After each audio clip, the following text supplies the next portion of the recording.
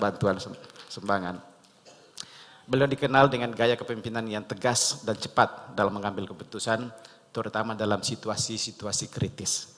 Peran beliau dalam mediasi berbagai konflik di Indonesia dan global, serta kontribusinya dalam bidang ekonomi dan sosial membuatnya menjadi sosok yang sangat dihormati, bukan hanya di Indonesia tapi juga di dunia. Tepuk tangan yang meriah buat beliau. Bapak-Ibu yang saya hormati, tentu seminar internasional ini mudah-mudahan bukan hanya kita saling sharing di sini, tapi insya Allah akan menjadi bagian dari pembelajaran kita semua kepada 4 sosok yang semoga insya Allah menjadi amal ibadah juga buat beliau untuk kelak menjadi hal yang sumber amal jariah buat beliau-beliau. Dan bagi kita semua mudah-mudahan bisa kita tularkan kepada generasi-generasi berikutnya, dan mudah-mudahan banyak hal yang belum ditulis. Saya tahu Pak JK banyak sekali untold story yang barangkali harus kita mulai peras di sini untuk bisa kemudian menjadi bagian dari narasi-narasi yang akan membanggakan kita di masa sekarang dan masa depan. Saya kira itu saja. Lagi-lagi selamat datang di UNHAS bagi mereka yang belum pernah ke UNHAS sebelumnya. Hotel ini adalah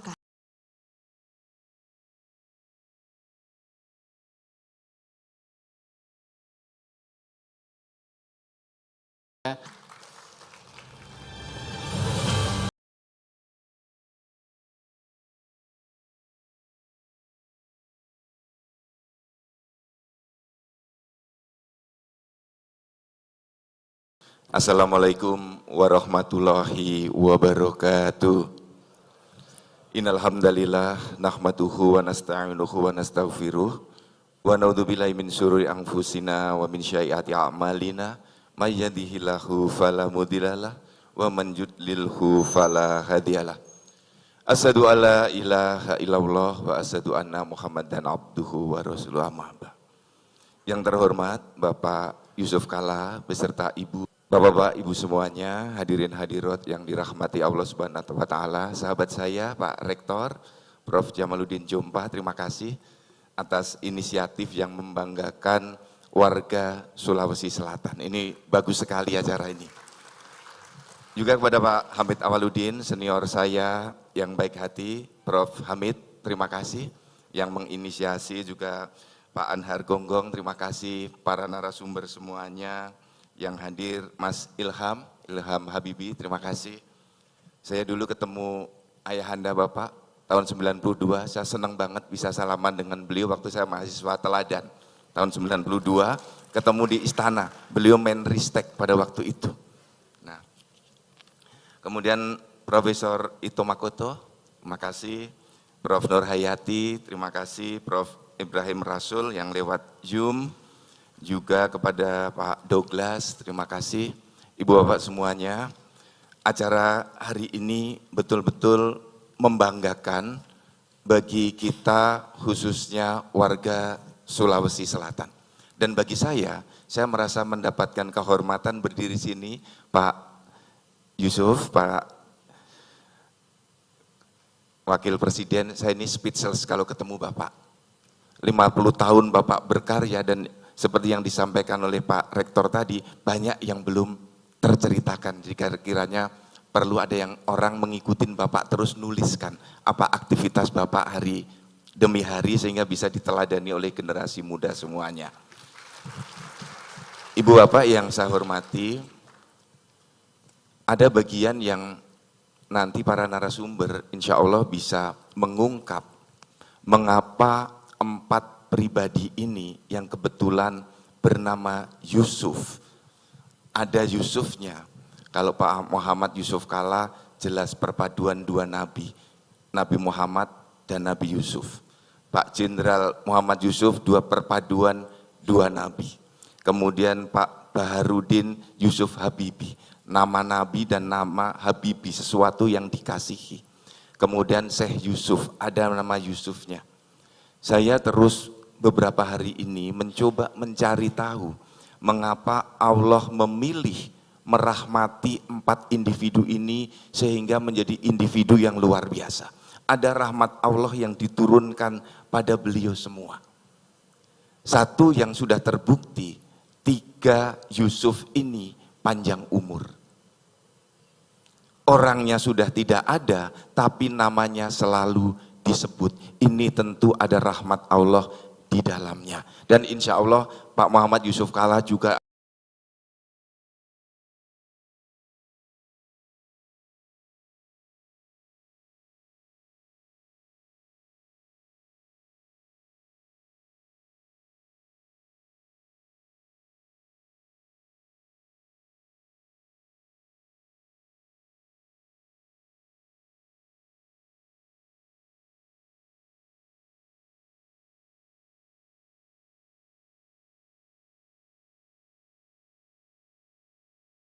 akan panjang umur yang bisa kita teladani.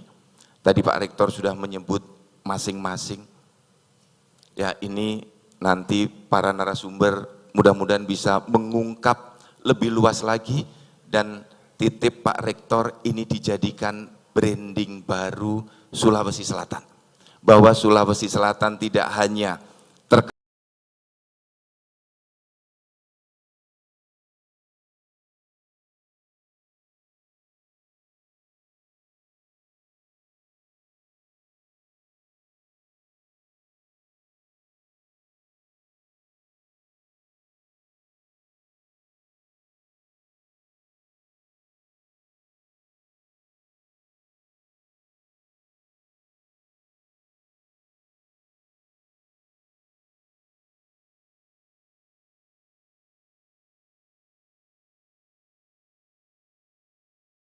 terkenal karena pariwisatanya, tidak hanya terkenal. Baik, sebelum memulai seminar kita diawali dengan 3 ahli kebudayaan Bugis Makassar. Prinsip nilai yang membentuk karakter orang Bugis Makassar. Kita mulai dengan sesi pertama, 4 prinsip Bugis Makassar yang membentuk 4 karakter. Integrity, courage, intellectual, and riches. Memahami karakter dan prinsip Bugis Makassar, kami tampilkan ketiga pembicara kita dengan kami persilakan untuk duduk dan naik di atas panggung. Kami undang dengan hormat Ibu Profesor Dr. Nurhayati Rahman MS dan Bapak Profesor Makoto Ito serta Douglas Laskowski. Beri tepuk tangan yang meriah untuk kepada pembicara kita pada hari ini.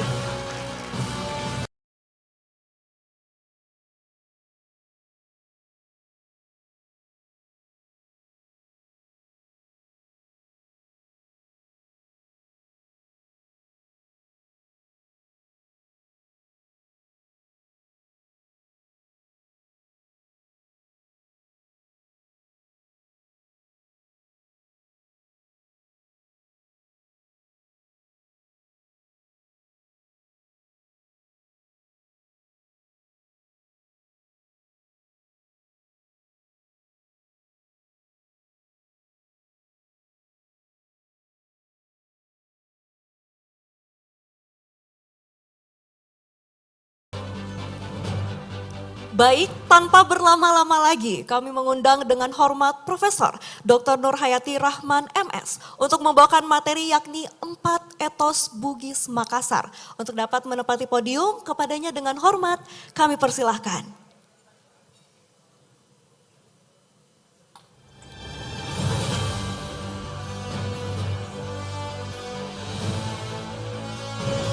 Beri tepuk tangan yang meriah sekali lagi untuk Profesor Dr. Nurhayati Rahman MS.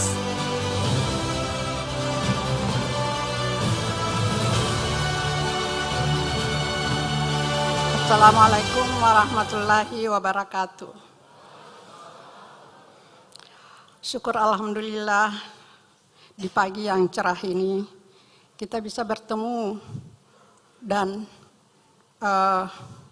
berbincang-bincang tentang apa yang melatari 4 tokoh yang hadir di Sulawesi Selatan ini. Yang terhormat Pak Yusuf Kalla, Haji Muhammad Yusuf Kalla, saya sangat banyak berhutang budi kepada beliau. Beliaulah yang mendanai seluruh penerbitan jilid 1, 2, 3 Lagaligo dan membeli seluruh kopi digital 12 jilid Lagaligo yang ada di Belanda yang disahkan oleh UNESCO sebagai Memory of the World. Karena itu tadi malam saya bisik Pak JK sambil memperlihatkan kode booknya di Belanda yang kini dapat diakses di seluruh dunia. Dan ini seumur-umur sepanjang dunia Pak JK. Jadi ini adalah amal jariah yang mungkin jauh lebih berharga daripada harta-harta yang kita miliki. Lalu kemudian yang terhormat kepada pejabat gubernur Sulawesi Selatan, lalu kemudian Pak Rektor yang saya hormati, dan seluruh hadirin dan pemakala yang hadir pada pagi hari yang cerah ini.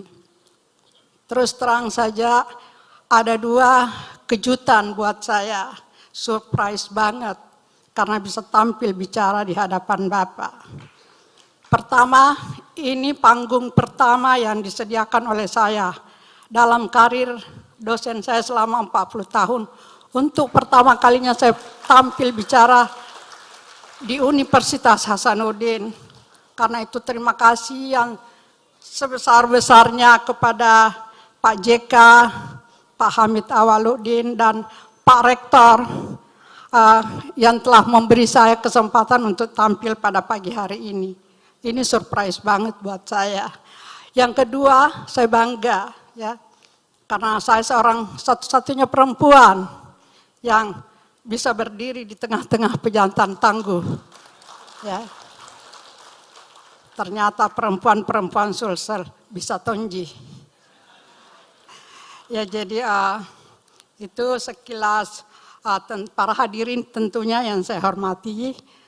Selamat datang dan semoga kehadiran kita di sini membawa manfaat bagi Sivitas Akademika Sulawesi Selatan, bahkan bagi Indonesia.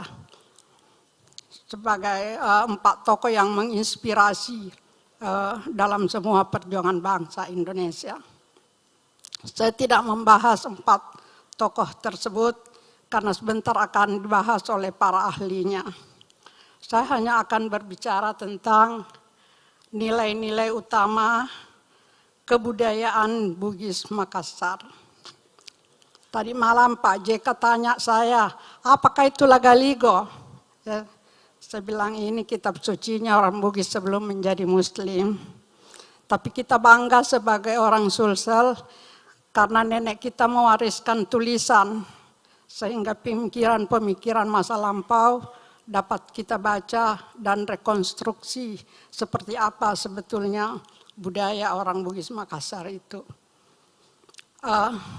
Saya memulai pembicaraan saya tentang nilai-nilai yang terdapat dalam budaya orang Bugis Makassar.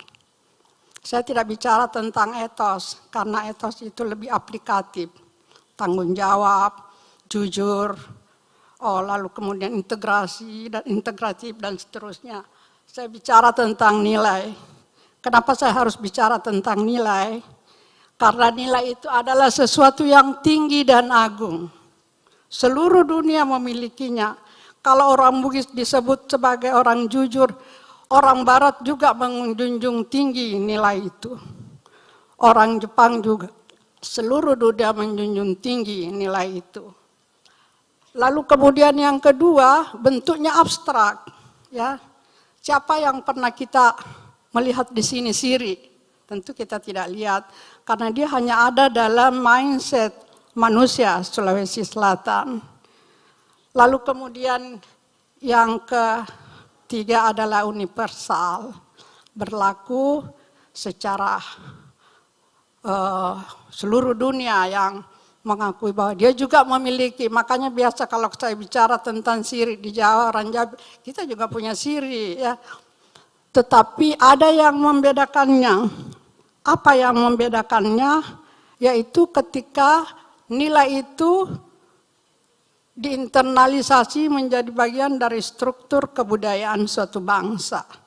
Mungkin konsep kejujuran, lempuk, awaraningan dan sebagainya juga ada di Jawa, Sunda dan suku-suku lainnya, tapi cara mengaplikasikannya yang berbeda antara yang satu dengan yang lainnya.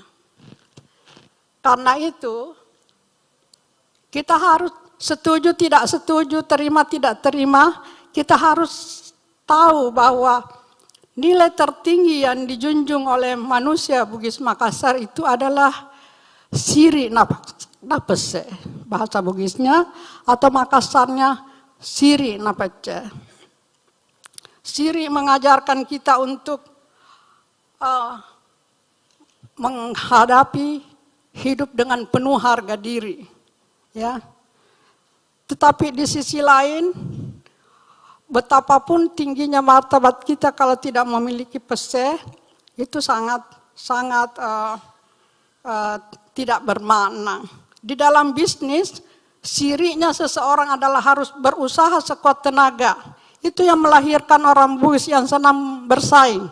Di mana-mana dikenal orang Bugis paling senang bersaing. Bugis Makassar senang bersaing. Tapi begitu pese bicara, solidaritas bicara, apa kata orang Bugis? Nyawa pun saya akan pertaruhkan. Harta, karena kalau dia berbisnis kan sangat individualis, ya. Kita lihat di kampung-kampung kalau menjual, selalunya anaknya kalau butuh es krim dikasih uang 5.000 baru suruh beli ke mamanya sendiri. Sangat individualis dalam berbisnis, tetapi konsep sosialnya adalah pese. Begitu pese bicara, habislah semua harta. Boleh dikorbankan demi harga diri dan martabat suatu keluarga atau suatu masyarakat. Karena itu, semakin baik budi pekerti seseorang, semakin satunya kata dengan perbuatan, semakin jujur, semakin adil, maka semakin tinggilah kadar siri seseorang. Oke, bisa di... Nah, saya ingin start dulu dari bagaimana orang Bugis melihat dunia ini secara keseluruhan, secara kosmogoni, ya, bahwa dalam kepercayaan lama yang ditanyakan oleh Pak JK tadi malam, mereka para orang-orang Bugis kuno, pra-Islam, mempercayai bahwa di atas langit ini ada dewa yang berkuasa. Dewa tertinggi disebut dengan Patotoe, dan dewi tertinggi berada di dasar laut. Ini aneh ya, karena dalam tradisi Hindu dan Buddha, laut itu adalah tempatnya setan. Tetapi dalam tradisi Bugis Makassar, laut itu adalah, di dalamnya juga ada kehidupan yang disebutnya dengan Buri Liung. Jadi yang di langit disebutnya dengan Botil Langit, kerajaan langit, dan yang di bawah laut disebutnya dengan Buri Liung. Perkawinan antara dewa di langit dan dewi dari bawah laut melahirkan manusia Bugis Makassar atau Sulselbar di dunia tengah. Ya, dunia tengah. Jadi fungsi manusia adalah menjaga keseimbangan karena dia berada di tengah-tengah antara langit dan bawah laut. Dia berada di tengah-tengah. Dia berfungsi untuk, dalam berbagai naskah dan kronik disebutkan bahwa ibaratnya manusia Bugis Makassar ini berlayar. Berlayar di dalam kehidupan ini dan fungsinya menjaga keseimbangan karena dia di tengah-tengah, tidak di atas, tidak di bawah. Karena itu, aplikasinya menurut Profesor Matulada dan Profesor Zainal Abidin, satu-satunya bentuk pemerintahan tradisional di dunia yang tidak dilakukan melalui penaklukan adalah Bugis Makassar. Mereka melakukan kontrak sosial yang diperkirakan oleh Profesor Zainal Abidin, kontrak sosial tertua di dunia melampaui Barat. Makanya bentuk pemerintahan tradisional di Sulawesi Selatan itu mirip demokrasi, tapi tidak sama demokrasi kita sekarang. Demokrasinya orang dulu pertemuan antara Solong Pawoi, yaitu air yang mengalir dari atas dan mengelap, pasan seperti air yang menghempas ke darat. Itu digodok oleh Dewan Adat, ada Pitue, Talak Salapang, itu sama fungsinya DPR. Dan dia harus menggodok suara aspirasi dari raja dan aspirasi rakyat. Lalu dijadikan undang-undang menjadi ada. Beda di Indonesia sekarang ini yang mengadopsi total demokrasi liberal. Di mana suara rakyat adalah suara Tuhan. Bagaimana kalau rakyatnya penjudi semua? Maka suara penjudi adalah suara Tuhan. Ini kita harus mengkritisi demokrasi kita. Tadi malam saya dengar cerita Pak JK bagaimana ambruknya sebetulnya negara kita ini. Kita butuh generasi sehat untuk bantu menyelamatkan negara kita ini sebenarnya yang sudah diambang kehancuran. Dari sisi mental, ini belum lagi dari sisi yang lain. Jadi demokrasinya pertemuan antara suara dari atas dan suara dari bawah, lalu digodok oleh Dewan Adat, lalu keluar jadi undang-undang. Raja boleh diturunkan kalau dia zalim, bahkan bisa diusir, bahkan bisa dibunuh. Di sini ada tokoh dari Wajo, terkenal raja ketiga Wajo, yang disebut dengan Petamak Bocok-Bocok. Raja yang playboy.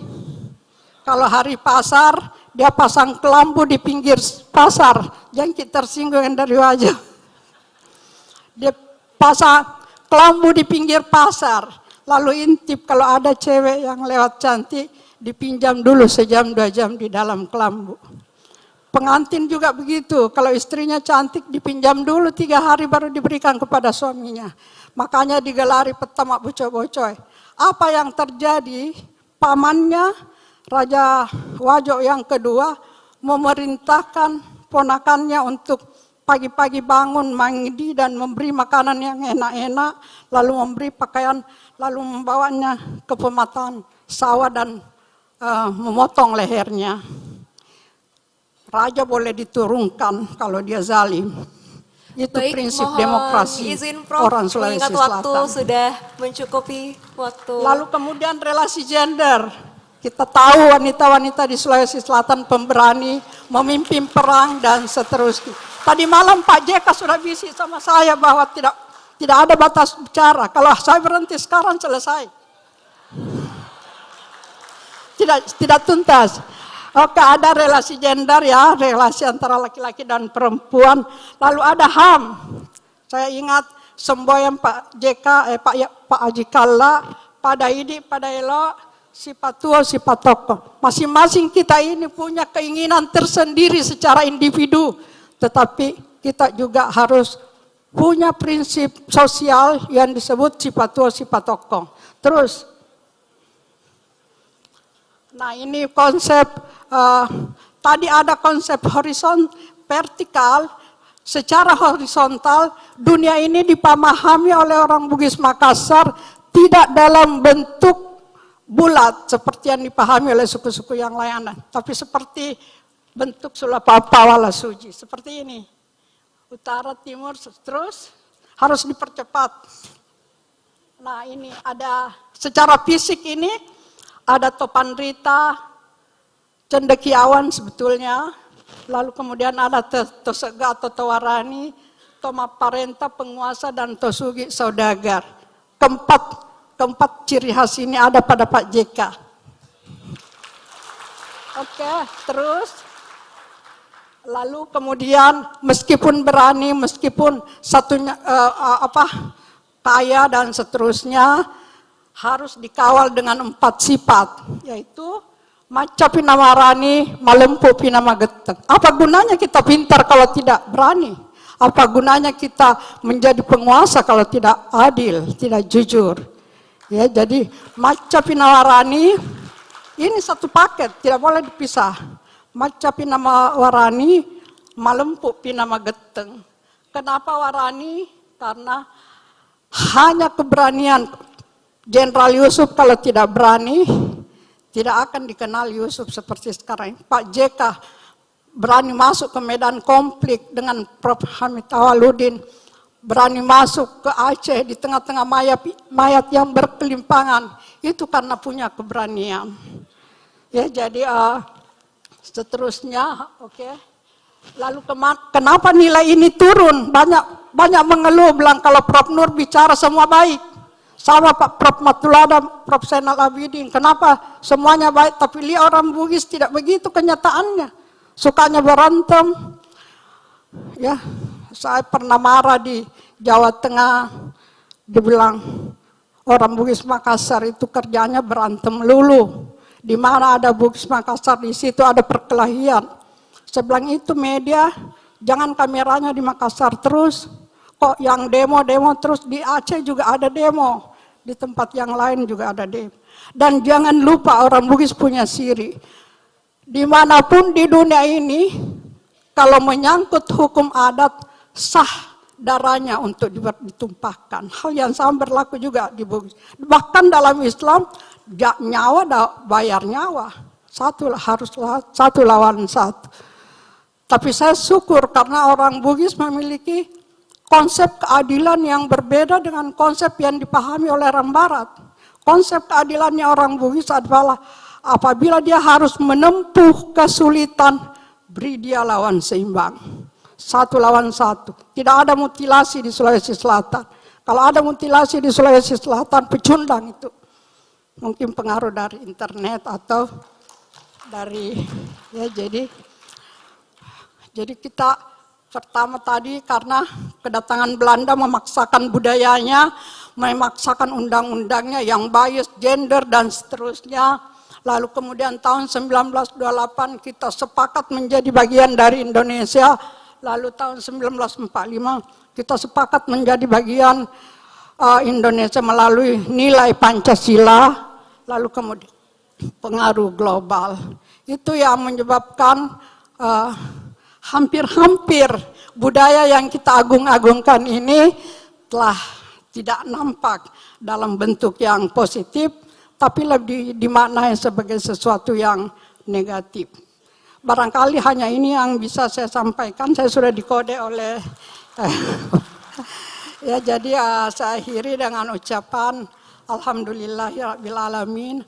Assalamualaikum warahmatullahi wabarakatuh. Waalaikumsalam. Terima kasih banyak Profesor Dr. Nurhayati Rahman. Sekali lagi kita beri tepuk tangan yang meriah kepada Profesor Dr. Nurhayati Rahman.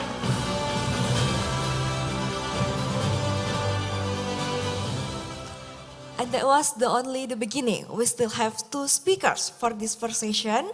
For the next, we have anthropolog from Department of Social Anthropology, School of Humanities and Social Science, Tokyo Metropolitan University. Would you please welcome Profesor Makoto Ito.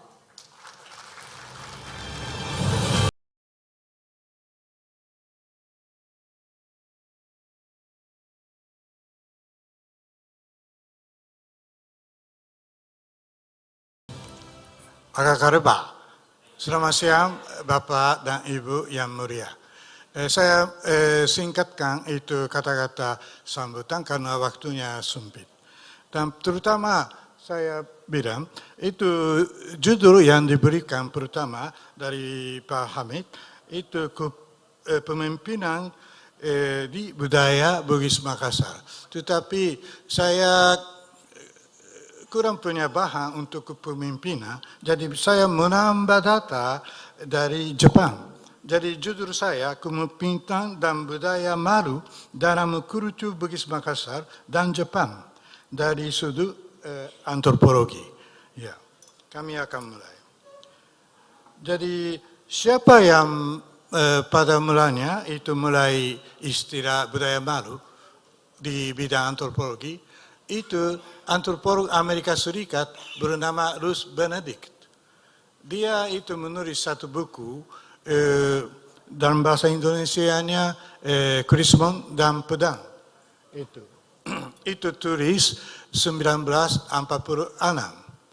Dan tujuan buku itu, waktu dia menulis, Jepang sama Amerika sedang berperang.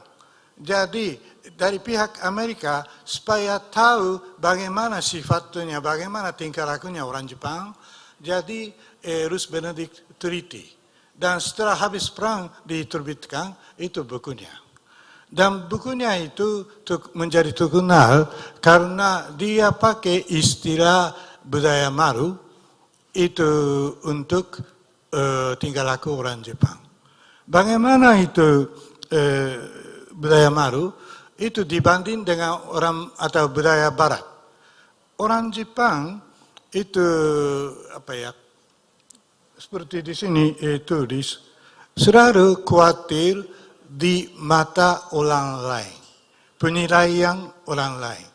Padahal orang Barat penilaiannya bukan dari luar, tapi dari Tuhan. Jadi menurut Rus Benedict itu mungkin itu dari segi kriterianya itu kultur Barat lebih tinggi daripada Jepang. Itu kesimpulannya. Jadi dari kalangan masyarakat Jepang ada banyak protes. Itu tidak benar. Tetapi cuma istilahnya budaya Maru itu tertinggal sampai sekarang dan menjadi terkenal. Di Indonesia juga sering dipakai istilah budaya Maru. Dan istilah budaya Maru itu masih terlihat di Jepang. Saya ambil contoh kejadian yang masa kini. Saya di sini saya ambil dua, tapi cuma saya memperkenalkan satu. Itu ketika ada itu dewan kota di daerah, itu sedang itu apa namanya? Ada itu tanya jawab antara itu dewan-dewan dan anggota dewan. Tetapi waktu itu ada anak-anak SD itu datang untuk melihat itu bagaimana kegiatannya itu orang-orang senior. Dan ternyata ada orang senior dewan bermain ponsel. Waktunya itu dewan. Jadi anak SD setelah kembali ke sekolah itu guru itu suruh bagaimana kesannya itu kegiatan di dewan itu kota. Jadi anak siswa itu menulis ada itu dewan senior yang bermain itu ponsel. Dan orang yang menulis itu bukan cuma satu, ada 5. Jadi gurunya itu memperhatikan dan itu masalah itu terungkap melalui SMS dan itu akhirnya itu apa namanya dewan senior anggota dewan senior itu mundurkan diri sebagai anggota dewan. Jadi cuma masalah mungkin dianggap masalah sepele itu main itu proses saja, tapi mundurkan diri. Tapi itu kenapa terjadi begitu?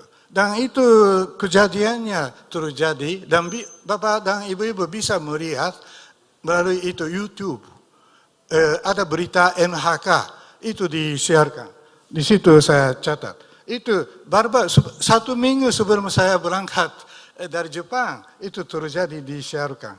Tanggal 16 Juli 2004 ya, NHK. Dan saya kira itu alasannya mundurkan diri itu dewan anggota itu. Dia 73 tahun. Dia 5 kali katanya dipilih dan pernah menjadi itu ketua dewan juga.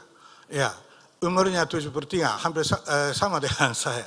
Tapi kenapa dia mundurkan diri? Itu alasannya karena pikir tidak masalahnya main itu ponsel saja. Masalahnya itu tingkah lakunya disiarkan, diketahui oleh masyarakat umum melalui jaringan sosial, melalui berita televisi. Jadi itu penyebabnya dia rasa malu dan dia akhirnya bertanggung jawab.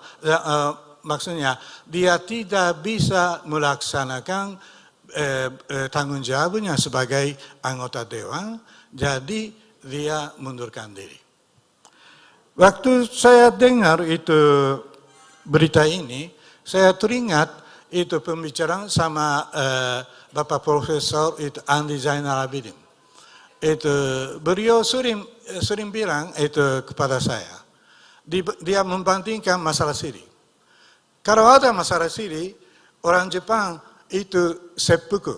Di sini saya tulis mungkin seppuku, bukan seppuku tapi seppuku. Itu seppuku berartinya harakiri, ya bunuh diri. Padahal kalau orang Bugis tidak itu bunuh diri, tapi tusuk itu lawannya. Ya, itu tingkah laku orang Bugis. Dia bilang begitu. Mungkin itu orang Bugis setelah ditusuk lawannya, cari lawan dan tusuk, dia lapor ke polisi. Ya. Tapi kalau di Jepang, orang Jepang kadang-kadang ya, itu tidak sering, tapi sekarang tidak orang pakai itu senjata tajam, tapi boleh jadi itu bunuh diri. Ataukah seperti itu contoh tadi, bukan bunuh diri, tapi mundurkan diri sebagai itu persona sosial. Karena dia sudah dihina, diketahui oleh banyak masyarakat Jepang, jadi mungkin dia susah hidup ya, tidak mau keluar dari rumah kah begitu. Ya, jadi dalam hati nurani dia dihukum oleh masyarakat begitu. Dan saya pindah itu masalah itu siri. Kalau melihat boleh itu berikutnya, itu menurut Pak Lasida dia membedakan ada 7 arti di siri. Itu dari masa malu, rasa kagum, dan yang ketujuh gengsi. Gengsi tapi bukan cuma kelihatannya itu gengsi. Gengsi itu dalam arti martabat, ya, atau harga diri. Dan yang paling penting itu satunya masalah rasa malu, dan yang ketujuh itu martabat. Karena ada martabat itu orang Bugis itu ataukah istilah siri diutamakan sebagai nilai budaya orang Bugis Makassar. Apakah itu dan sekarang itu kalau sebut itu siri ditanya kepada siswa-siswa atau anak-anak itu kadang-kadang di konteks kriminal. Pak Andi Zainal juga sudah bilang itu tahun 80-an. Kalau sebut siri, kalau tanya, banyak orang itu, oh itu artinya tikam saja. Ya, tapi itu salah paham. Jadi siri sebenarnya ada 2 arti. Menurut Pak Andi Zainal ada siri negatif, itu yang berhubungan dengan pembunuhan begitu, tapi ada siri positif, itu peningkatan itu harga diri. Ya. Dan saya itu ambil contoh. Ya. Sorry, saya lupa urutannya serai.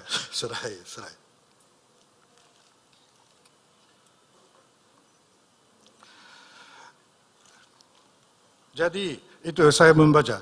Kita telah melihat terutama pada budaya malu dan siri di Bugis, tetapi sekarang kita mengalihkan perhatian kita pada kepemimpinan di Bugis Makassar.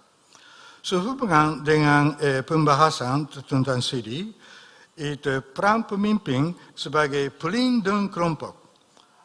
Saya kira sebagai itu fungsinya siri, yang penting itu sebagai pelindung siri, pelindung martabat. Ya, itu pelindung kelompok perlu diperhatikan. Orang diharapkan untuk bertindak ketika martabatnya kelompok tempat mereka berada terancam. Dan untuk melindungi martabat tersebut yang memerlukan tindakan yang harus diambil oleh pimpinan kelompok. Dengan kata lain adalah salah satu tanggung jawab pemimpin untuk memastikan martabat atau lebih luas lagi keselamatan kelompok tempat dia berada.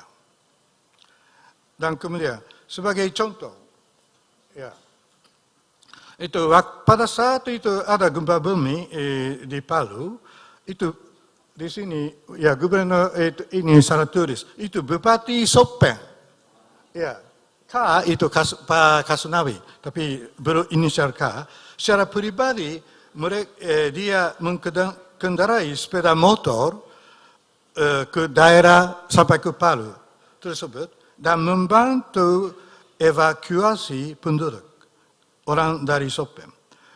Keberaniannya yang dia tunjukkan dalam melakukan hal tersebut sangat meningkatkan dukungan dari masyarakat untuk bupati ini. Ini itu bisa dikaitkan bahwa dengan memastikan keselamatan penduduk. Bupati, ini saya tulis, bupati, tapi ya boleh juga gubernur, martabat mereka itu melindungi martabat itu masyarakat. Ya, apa yang akan terjadi pada martabat penduduk jika mereka terdampar? Ya. Jadi kesimpulan, pemimpin di Bugis Makassar. Di masa lalu, kepemimpinan di Bugis Makassar dipilih dari kalangan bangsawan. Dan pada tahun 1980-an, saya masih menemukan bahwa di beberapa daerah yang saya teliti, keturunan raja yang pernah menguasai di daerah itu masih sebagai kepala desa, pak camat, dan sebagainya. Pada saat ini, kepemimpinan tradisional ini digantikan oleh kepemimpinan perwakilan atau institusional. Itu jadi mereka itu pimpinannya dipilih oleh masyarakat, ya, melalui pemilihan umum atau prosedur administratif lainnya. Namun begitu, terlepas dari perubahan cara pemilihan pemimpin, pengaruh kepemimpinan tradisional masih terlihat dalam harapan masyarakat terhadap pemimpin mereka. Maksud saya, itu cara pemikiran itu masyarakat bukan itu kuno, tetapi masih harapannya itu terpengaruh dari itu pemimpin supaya beranikah yang sebagai itu pelindung begitu. Selain itu, studi yang dilihat di sini dan 4 nilai itu akan dibicarakan dalam seminar ini.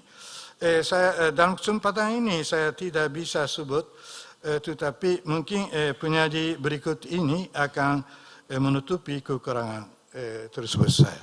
Ya, sekian, terima kasih banyak.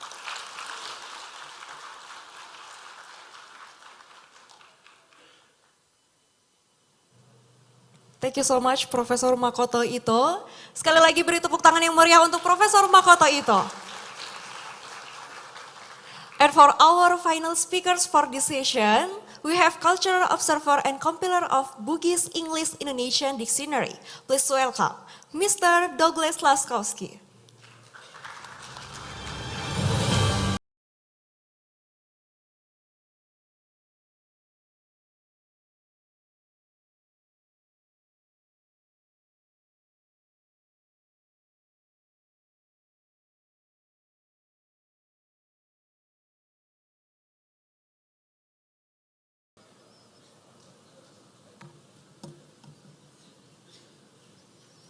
Assalamualaikum warahmatullahi wabarakatuh. Shalom dan salam sejahtera buat kita semua. Terima kasih lah Kak Lauri sini tahu ya pegawainya ya acara terutama kepada Pak Wakil Presiden Yusuf Kala si bawa ya lainnya ya tak dampang deule tepu maning setak. Melo Kak mak sengi aleku. Ya topole Amerika Kak, ya kia kuka jupanan jaji. Yero ambokku, mapak guru biasa kunhas. Mapa mula tahun 83 sampai tahun 91. Jadi selena ambokku, Lauri anak guruna biasa.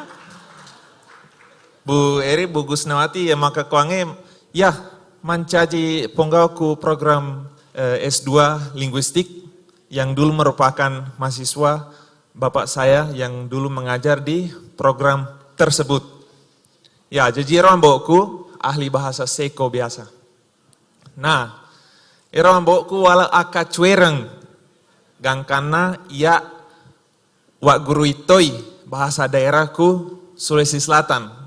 Mereka tahu makutana makin bahasa Ogi. Ambokku biasa podaka maka ada Douglas. Engke sih di bahasa ya bahasa Ogi. Tapi mak bahasa Inggris sih biasa mbokku, denap bahasa ogi. Maka dah siapa tahu Douglas sempat teliti itu karena itu masih perlu penelitian. Saya bilang siap. Yerotwe, saya tertarik kepada bahasa Bugis karena saya anggap sebuah tantangan. Saya tertarik pada tantangan, tapi sekarang sudah ada rasa sayang sama orang Bugis. Upoji lah ada ki idi mana togi. Nah, saya mulai belajar bahasa Bugis tahun 2013 sebagai mahasiswa UNM waktu itu. Ya. Dan saya kebanyakan di Sopeng. Kuka Sopeng bunga maca ma bicara ogi. Ya kia angkato pitu onrong ujokai. Pitu kabupaten. Jadi Bone, Sopeng, Wajo, Pindrang, Pangkep, Sinjai, Sibawa, Ulu Utara, daerah Polopo, Hirotwe. Lo pasti bandingi bahasa ogiku tungke onrong. Nangku maka kuange ya kuangka to ogi meo ka ada wis maka to politiki ya. Napa nih semana maka Douglas mak gurku Sopeng, Pak loga Sopeng na pake. Madari joko-joko mi kuwirila lenge natanai kata maka politiki dige itu maka kat to Sinjai ya. Maka oh iya betul. Bagaimana kamu tahu? Saya bilang politiku bahasa Mona maka ada politiki diga itu. Ya. Kalau orang bilang polepega ki, saya bilang oh ini orang Sengkang, orang Wajo. Karena dia bilang polepega pakai P. Dia bilang polekega ki, saya bilang mungkin ini orang Bone karena polekega ki. Kalau bilang polekendro, ini orang Pindrang, sidrap, pare-pare.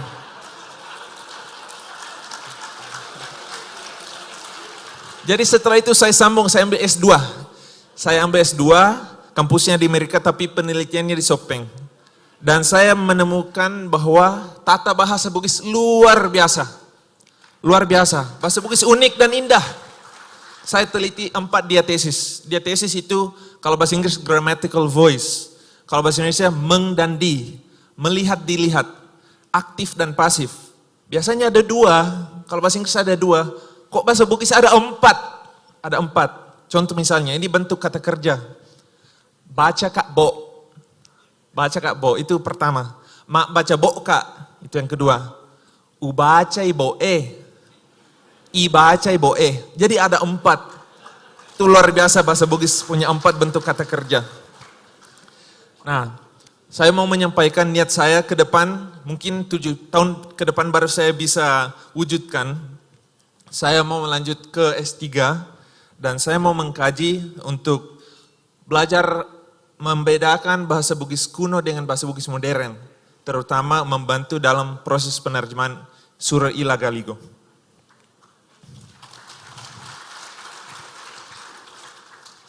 Angka saya dicerita, ya mapak di Cawa, kakak kuju pandang ke di waktu kukak hotel tama kak kulif kedua ibu-ibu tama, saya di ku abioko, saya di ku atapku, maka dero saya dia, lampe nah.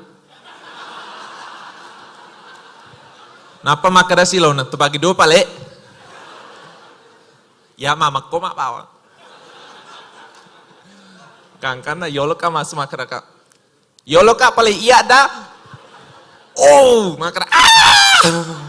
Kelilo poiro makada. Masih rila ada. Wise pale betuangi bahasa na.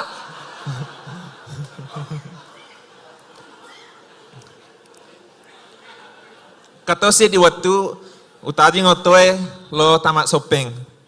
Maka daerah sopir Pak Napa aku menyuruh untuk makada. Oh ya, lo ni joka. Tapi mata aja ngi, tajeng pale lurat lainnya. Dia agak newesi janji tapi menurut mata aja. Patak jang, maka daka tak ada pengak usah lagi. Siapa kak sopir lainnya? Siapa ya asogirnya yero sopir tapi kurang alempureng, kurang alempureng. Rusaklah hubungan. Ya, jadi runtuh ya biasanya kalau dari Makassar ke Sopeng 3,5 jam sampai 4 jam, paling cepat 3,5 jam. Tapi kok bisa ini sopir? Dia pokoknya kencang sekali dia bawa itu mobil sampai 2,5 jam sudah sampai di rumah. Kita di belakang dihantam kiri kanan, dia ambil tikungan. Biar tikungan disambung juga. Baik, Saya bilang, engka abaraningan nah, ya kia makurang amacangan nah. Ya, saya bilang, dia mau tahu mate. Dibilang, wah aku mati kena lememit ku tanai. Maka daka, oh ku ya loka sungai malampe. Maka dah lena, peku pala carana ro, pak dega atau misingat jalanna. Maka daka, ya mak guru mupa, tapi salah saya dinna, maka itu ki. Ya, jadi ya perlu mana ya apa sih pak? Etos ku ingin mencaji penggawa, terutama di budaya Bugis Makassar, maka kuange. Ya perlu mana ya apa? Contoh, ya ipenda dingi mana ya senge meragro tatanai, magalo ga, mega ga kalau bonna.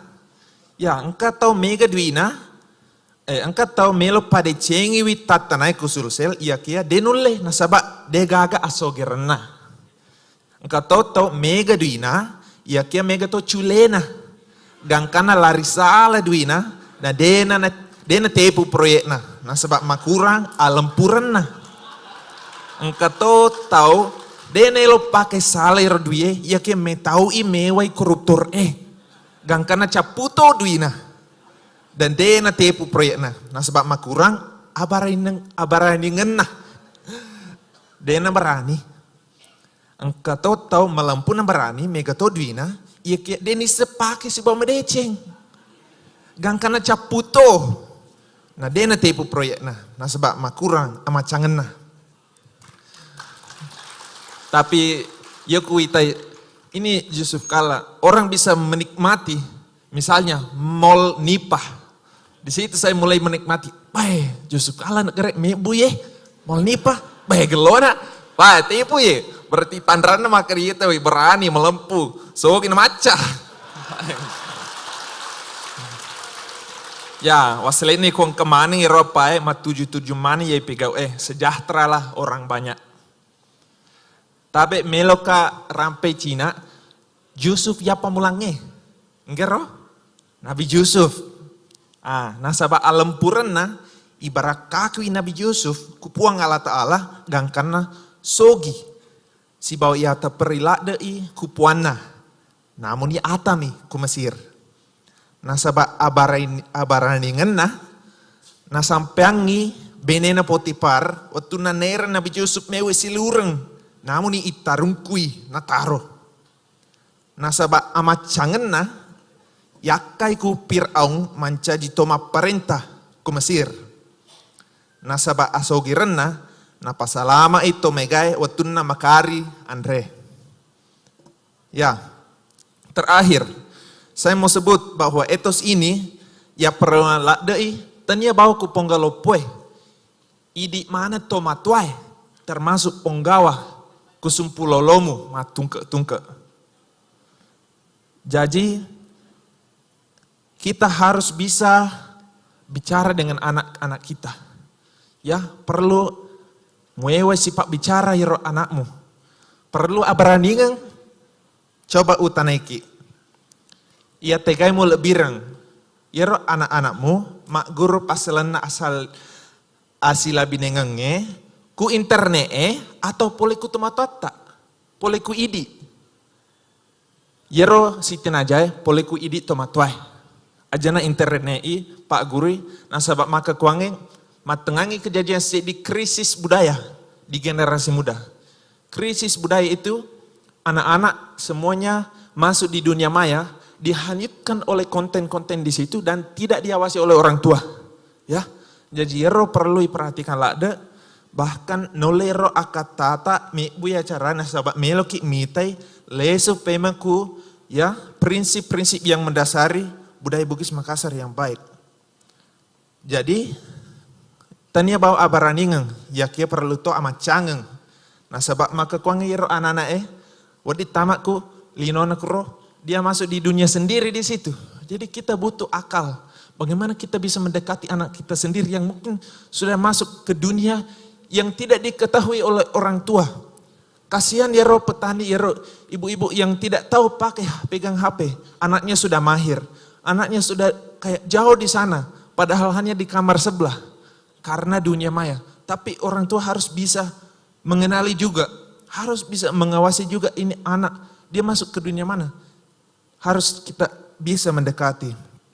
Butuh kekayaan dari segi apa? Tanya di bawang, ya ke waktu, komunikasi dan waktu bersama. Kasih sayang menjadi kekayaan terbesar dalam hubungan keluarga. Dan terakhir, alam pureng, kue, bicarakan menjadi teladan yang baik bagi anak-anak kita. Orang lain mungkin bisa kita tipu. Tetapi orang yang serumah dengan kita, anak cucu kita sendiri akan memperhatikan gaya hidup kita. Mari kita menjadi pahlawan mereka dengan cara kita masing-masing. Memberi teladan yang dapat diikuti di dunia modern yang membingungkan. Bagaikan badai yang harus ditempuh anak-anak kita.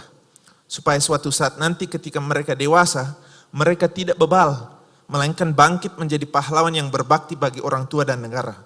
Ayo kita bangkitkan kembali spirit Bugis Makassar dengan 4 etos ini.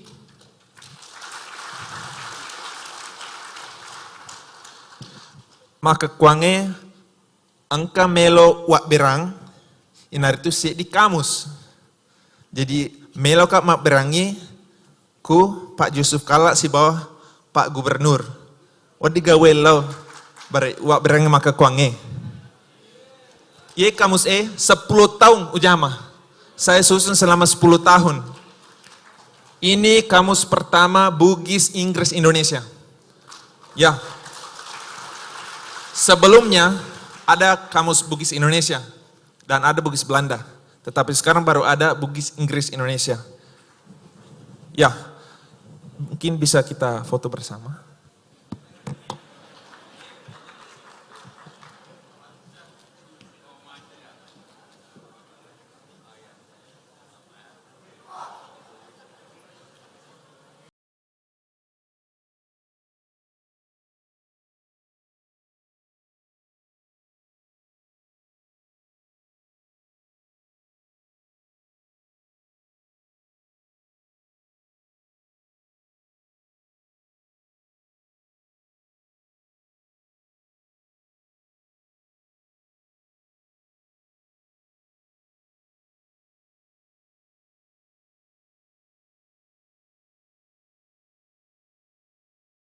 Membantu melestarikan bahasa Bugis yang indah ini, ya.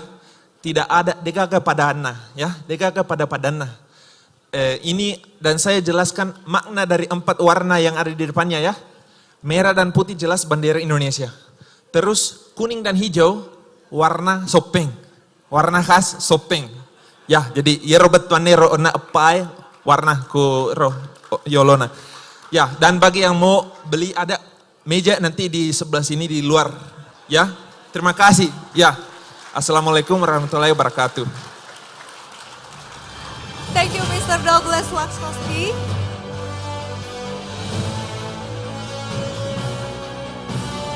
Luar biasa, sebagai penutup materi dari sesi 1, kami persilakan untuk duduk kembali kepada seluruh pembicara. Dan beri aplaus yang luar biasa sekali lagi kepada ketiga pembicara kita pada pagi hari ini.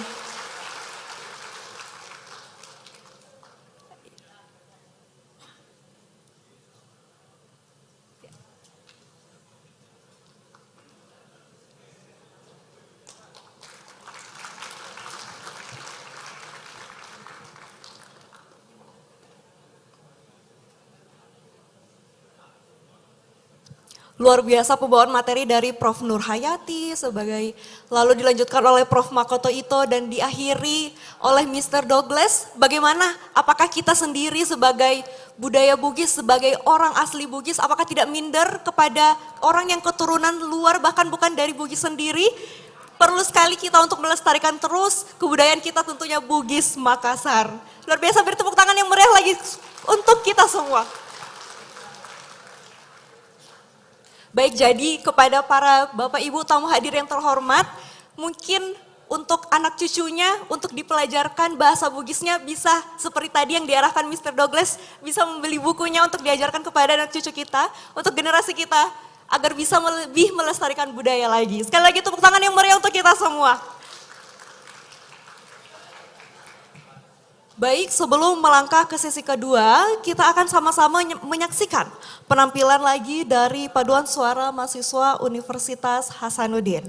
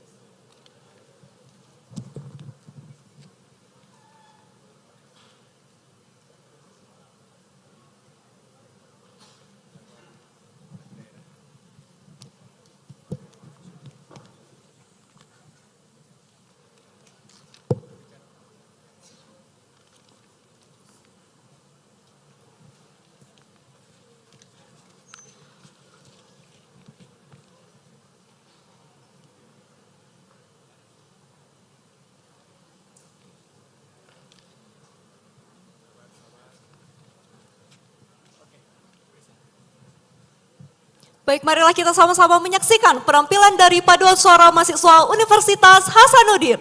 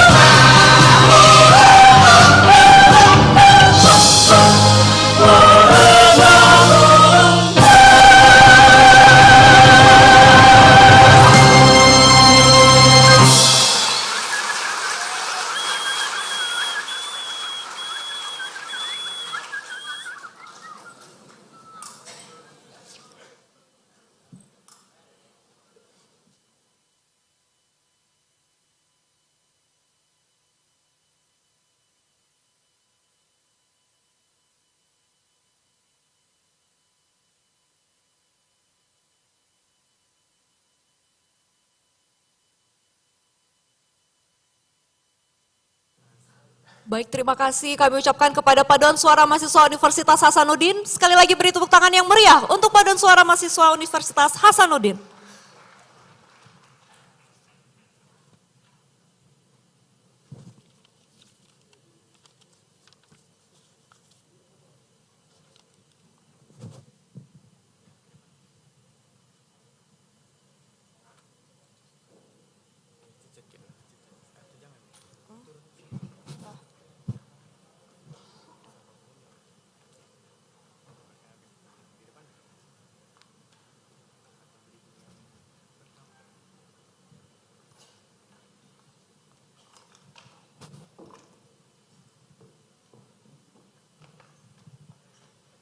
Luar biasa, kita sudah mulai memasuki sesi kedua. Sekali lagi saya minta tepuk tangan yang meriah untuk acara pada kita hari ini. Sekali lagi saya mengingatkan acara hari ini juga sebagai pengingat Disnatalis Universitas Hasanuddin. Dan kita telah menyaksikan tadi penampilan dari Paduan Suara Mahasiswa Universitas Hasanuddin yang telah mencapai prestasi yang luar biasa tentunya. Nah, sesi kedua kita yakni 4 etos, 4 karakter Bugis Makassar untuk 4 Yusuf. Nah, kita tadi sudah mendengar pengantar budaya Bugis Makassar. Kita sudah memahami sedikit bagaimana sebenarnya budaya Bugis Makassar yang akan mengantarkan kita pada sesi kedua kita pada kali ini. Luar biasa, bagaimana masih semangatkah Bapak Ibu untuk mendengar sesi kedua kita pada hari ini? Masih siapa sih kira-kira yang ditunggu untuk berbicara pada hari ini? Tentunya speaker-speaker kita pada hari ini sungguh luar biasa. Dan kita akan menyaksikan sama-sama sedikit lagi pembicara kita untuk sesi kedua kali ini. Sekali lagi saya minta tepuk tangan yang meriah untuk menambah semangat kita pada hari ini. Baik Bapak Ibu, Untuk mempersingkat waktu, dengan hormat kami persilahkan pembicara untuk naik ke atas panggung, yakni yang pertama ada yang bergabung dari salah satu narasumber kita, ada yang bergabung dari virtual Zoom room meeting, yakni His Excellency Ambassador Ibrahim Rasool. Sekali lagi saya ingin tepuk tangan yang meriah untuk kita pada hari ini. Baik, selanjutnya ada Bapak Dr. Anhar Gonggong. Dan ada dengan hormat Bapak Muhammad Yusuf Kalla, dan dengan hormat ada Bapak Dr. Ilham Akbar Habibi MBA, dan terakhir ada Bapak Hamid Awaludin. Dengan hormat kepada seluruh pembicara kita pada hari ini, kami mengundang untuk naik ke atas panggung. Beri tepuk tangan yang meriah untuk kepada pembicara kita pada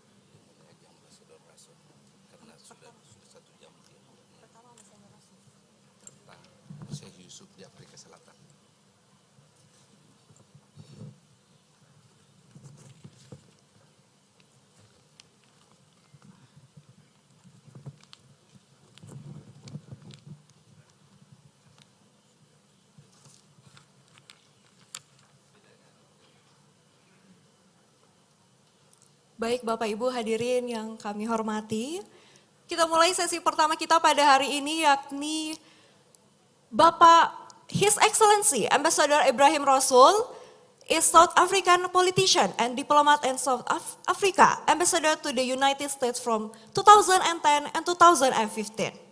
Please welcome His Excellency Ambassador Ibrahim Rasool.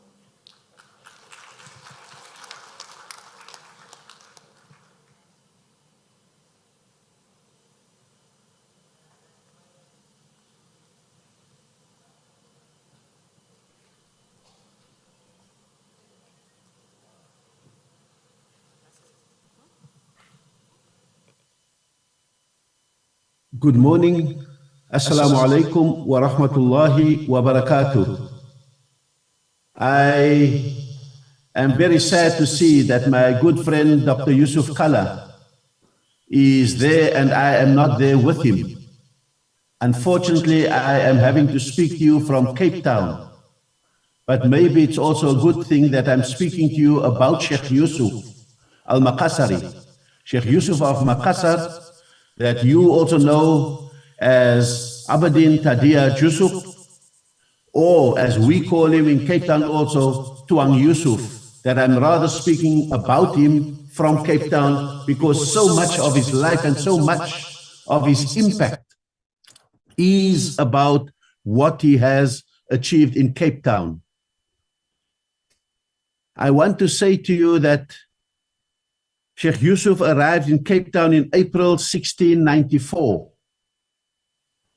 But when Indonesia, and more particularly Makassar, sent him, they sent us a wonderful leader, a wonderful scholar, a freedom fighter that just continued the fight in Cape Town as he made it.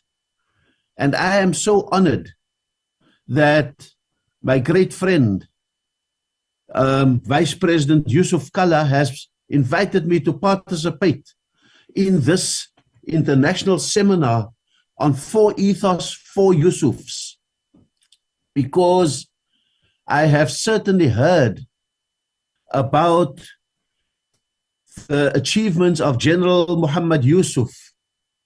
I have had the opportunity to intersect with President Yusuf Habibi when I was in Europe.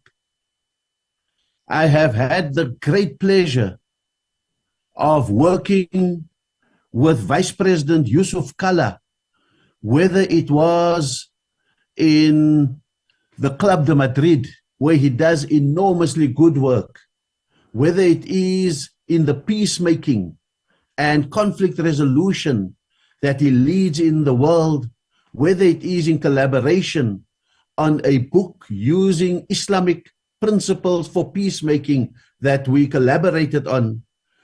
I have had that honor.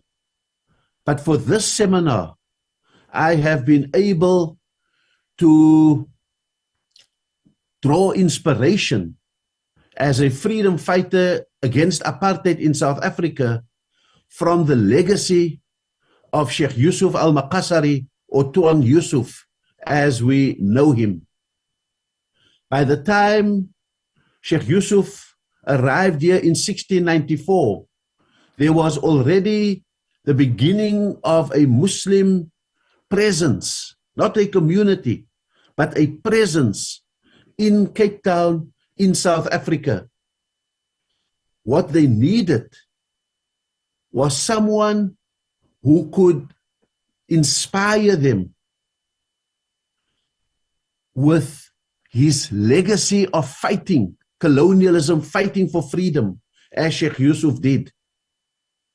The Dutch knew that here was a man of deep integrity and honesty, and that nothing would keep him quiet, not even the prison in Batavia, not even exiling him to Ceylon.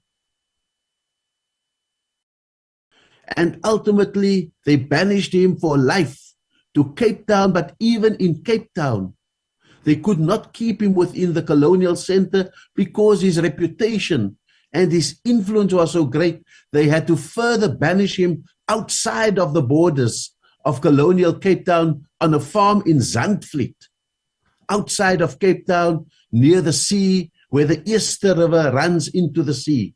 That's where they put him and the 49 companions that he brought with him from Indonesia, from Makassar, South Sulawesi, and they settled them on the farm in Zandvliet, because they knew that they had a freedom fighter, an anti-colonial activist amongst them. But not only that, they also knew that they had a scholar who had not only studied in Indonesia, but for almost around 20 years, had studied in Arabia itself, and was proficient in many languages, was of such high rank that he had even become the Qadi, the religious judge of Bantam. So they knew that they had someone of great stature, and that's why the Dutch governor of the time, Simon van der Stel, welcomed him to Cape Town and then further banished him to Zandvliet. Of course, his influence was so great that Zandvliet, that area where they banished him to, is today called Makassar in Cape Town. So not only is there a Makassar in South Sulawesi, Indonesia, the hometown of the four Yusufs, the origin of great people, but there is also the impact of Makassar in Cape Town, which speaks to the impact of one of those Yusufs, Yusuf al-Maqasari, or Sheikh Yusuf, or Tuan Yusuf as we know him.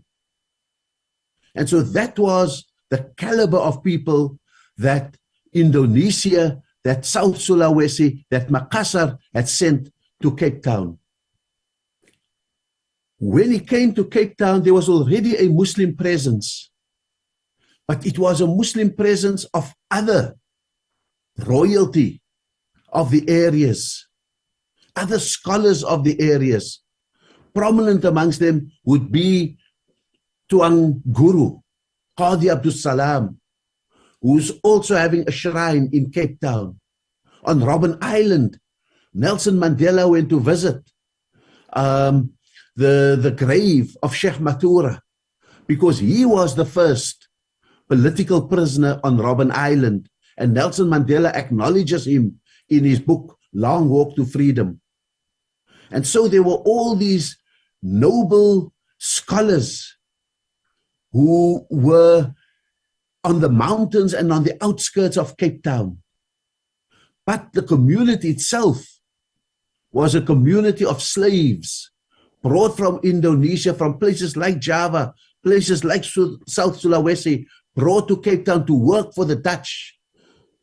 And so they were not only there to work, but some of them to stop their anti-colonial influence.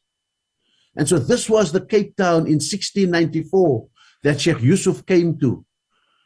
Banished people, broken people, enslaved people.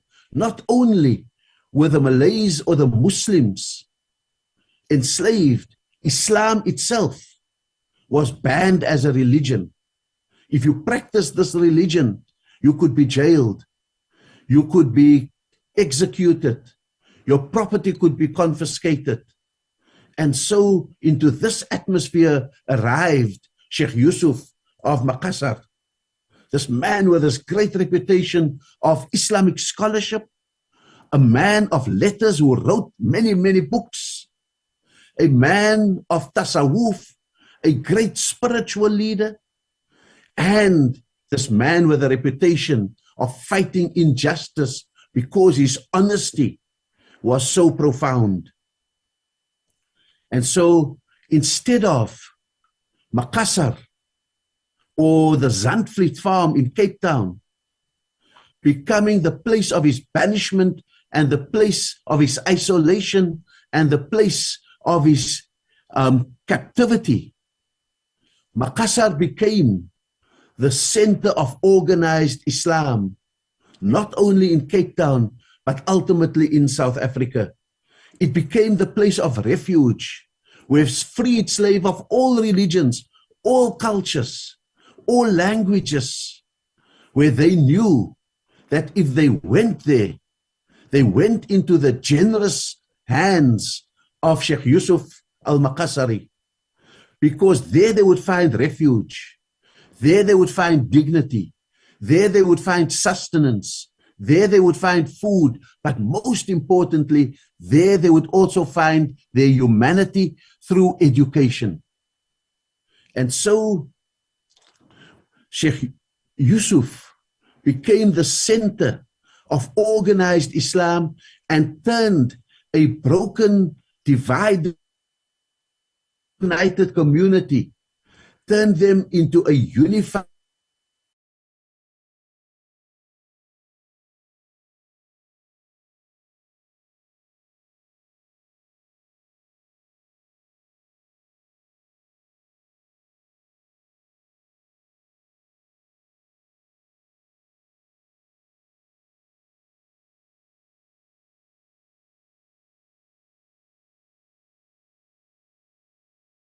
and that was the foundations.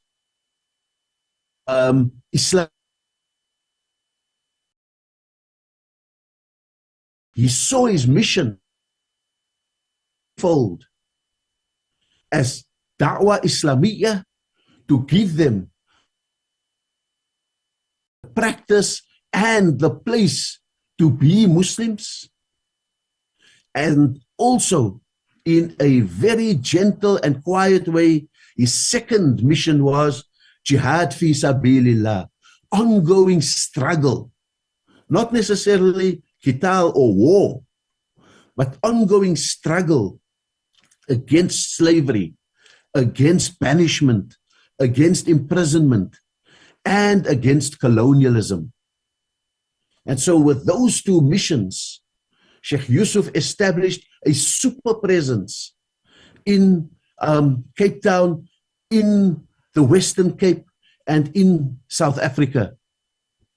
And so what we have in Sheikh Yusuf, therefore, are those key issues of ethos that is common in all of these Yusufs that we come to celebrate and to commemorate today.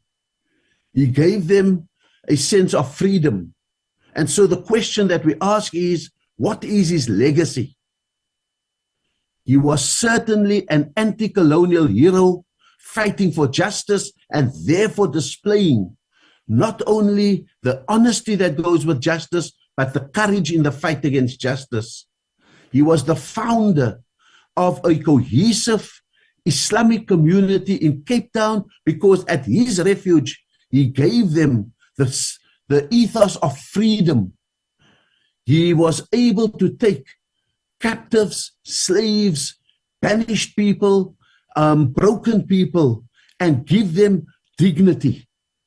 through the idea of their identity, and he was able to incorporate them into both a Malay identity as well as a Muslim identity in that refuge of Makassar in Cape Town. He was also, because of his scholarship and his teaching, he was a man of great intelligence and intellect, and he was able to give them both Islamic teachings, the teachings of justice, the teachings of fiqh, of jurisprudence of Islam, as well as the ethos of tasawwuf, a gentle Islam that was deeply spiritual, and which we still have today. He took in his death, he was able to unite two continents, the Southeast Asian part of the Australasian one, as well as the African one. On his death at the age of 73, on the 23rd of May, 1699. He lived there for a short time. He died very shortly, but he was able to leave a massive legacy for us, because in his grave, when the Sultan Abdul Jalil requested that his body be returned to Indonesia, they left some parts in Cape Town, in Makassar, and there is a major shrine that is there, and other parts were taken to Indonesia, and even that has become a holy place for people to visit and to reflect on.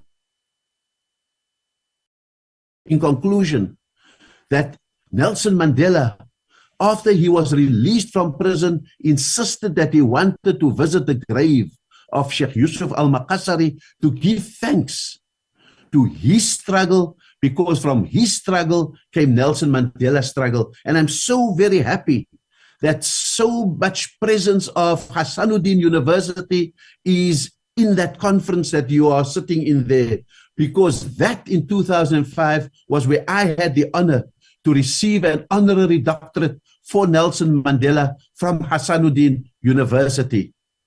That is absolutely great, and it is no wonder that in 2005 also President Thabo Mbeki confirmed the Order of the Companions of O.R. Tambo in gold on Sheikh Yusuf for exceptional contribution to the struggle against colonialism. Sheikh Yusuf is not only a national hero in Indonesia, he is also a national hero in South Africa and Africa. And he is long-standing in the heartlands of Islam in Jazeera Arabia, makes him a global national hero. And it is for that reason that every Easter, like the old enslaved community used to do, thousands of Muslims camp outside his shrine, spending the weekend there, honoring him, continuing his legacy, and making sure that we give thanks, that we are able to say terima kasih to him. And so, my beloved Vice President Yusuf Kalla, all the dignitaries assembled there, today I use this opportunity at this international seminar to say once again to the people of Indonesia, of Southeast Asia, of Indonesia, of South Sulawesi, but most important, Makassar. I say to you, you have a twin city here in Cape Town.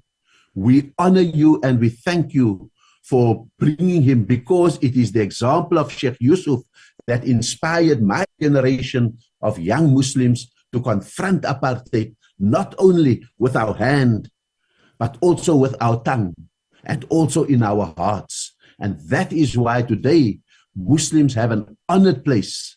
Even though we are a small minority, we have an honored place in the government and the nation of South Africa. And we pay tribute to Sheikh Yusuf al-Makassari, Tuang Yusuf as we know him, and as you know him, Abedin Tadia Jusuf. Thank you very much for inviting me to participate in this enormously important seminar that you have arranged. Ambassador Ibrahim, my friend, very interesting and all here in hearing you very well. And we hope that very interesting and very honor to us as Sheikh Yusuf. Children here in both in Africa and Makassar. Thank you very much again, Ambassador.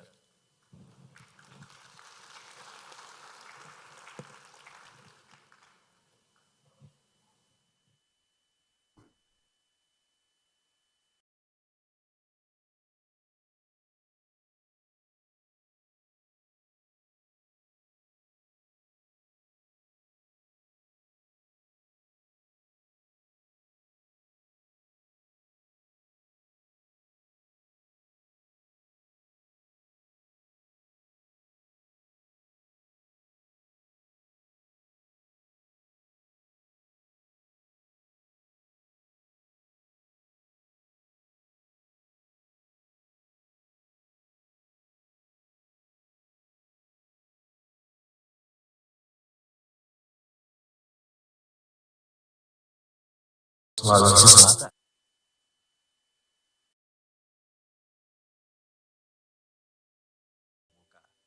Lahir di tanah Makassar, beliau membawa ajaran Islam dengan penuh kebijaksanaan dan keberanian. Menjadi inspirasi bagi banyak orang dalam perjalanan hidupnya yang berjuang demi kebenaran. Sejak muda, Syekh Yusuf menunjukkan keberanian luar biasa dalam memperjuangkan kebenaran. Terlibat dalam perlawanan terhadap penjajahan, beliau tidak hanya mengangkat senjata, tetapi juga mengajarkan pentingnya spiritualitas dalam perjuangan. Dalam budaya Makassar, keberanian yang diiringi dengan kebijaksanaan adalah inti dari setiap langkah Syekh Yusuf. Nilai siri atau kehormatan dalam budaya Makassar selalu tercermin dalam cara beliau memimpin dan memberikan bimbingan spiritual kepada umatnya. Syekh Yusuf adalah teladan nyata dari bagaimana perpaduan antara keberanian, kebijaksanaan, dan spiritualitas dapat mengubah dunia. Nilai-nilai yang beliau tanamkan tetap hidup dan menginspirasi kita hingga saat ini.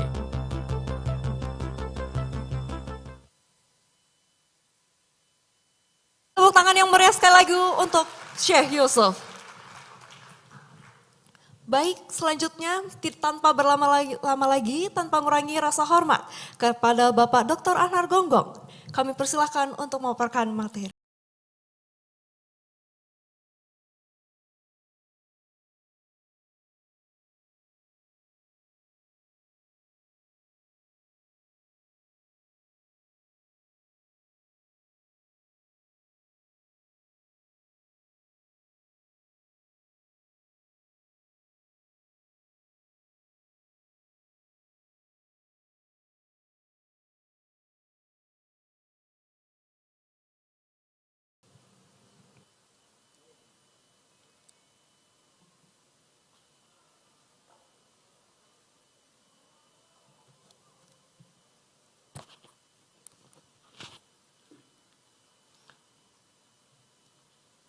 Assalamualaikum warahmatullahi wabarakatuh. Bapak Wakil Presiden 2 kali yang saya kira tidak pernah akan terjadi lagi. Ibu Mufidah, pejabat gubernur, para pembicara, para hadirin, para mahasiswa, anak-anakku sekalian.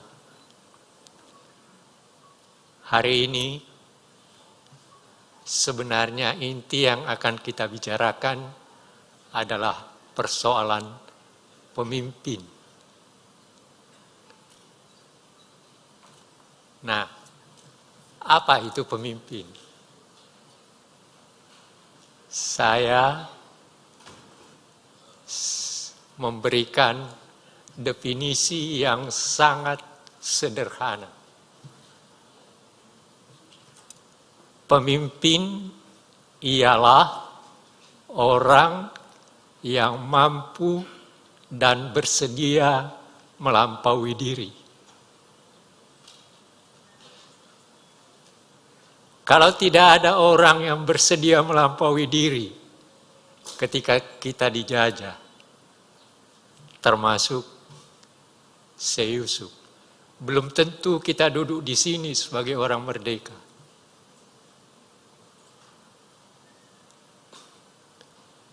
Apa landasan dari seorang pemimpin?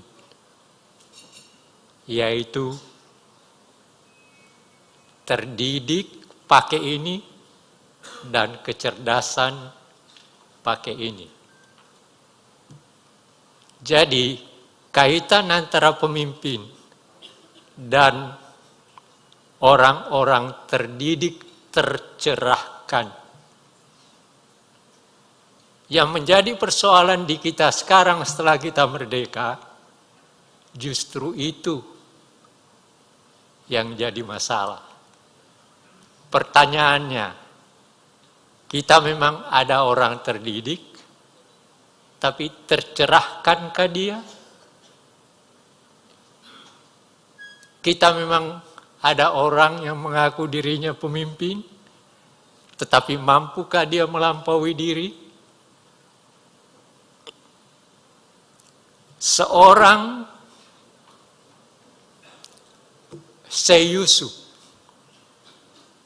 satu, dia berkeliling selama 20 tahun untuk mencari ilmu. Dari berbagai, Pak Yusuf Kalla tadi mengatakan, dari timur ke barat. Anda bisa bayangkan, dan memang abad ke-17 itu adalah abad yang memiliki kekhasan tertentu. Apa kekhasannya? Islam mulai masuk, tapi kapitalisme yang serakah juga bertemu. Dan disinilah dua kekuatan itu berhadapan. Dan Syekh Yusuf ada di tengah-tengah perkelahian antara kapitalisme dan kebenaran Islamisme.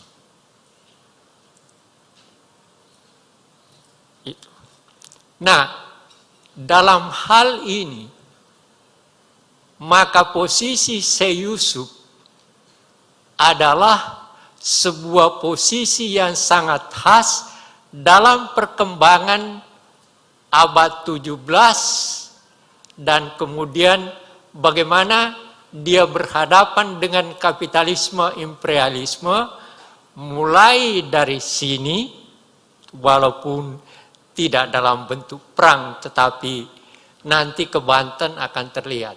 Tetapi apa yang didapatkan, apa yang menjadi pegangan dia ketika dari Makassar ke Banten dan selanjutnya nanti ke saya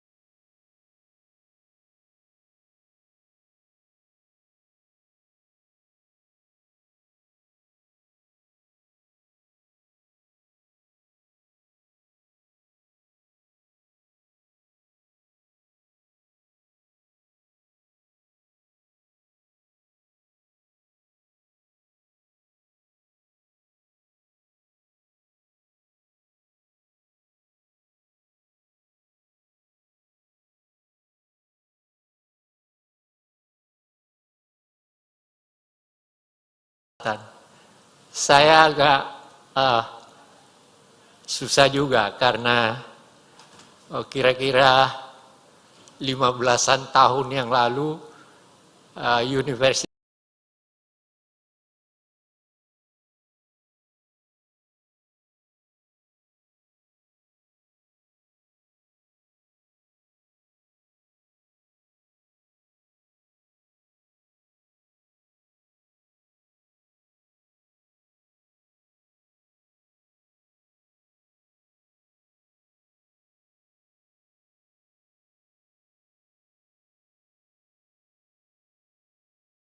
Syekh Yusuf juga meminta saya berbicara tentang ini. Universitas.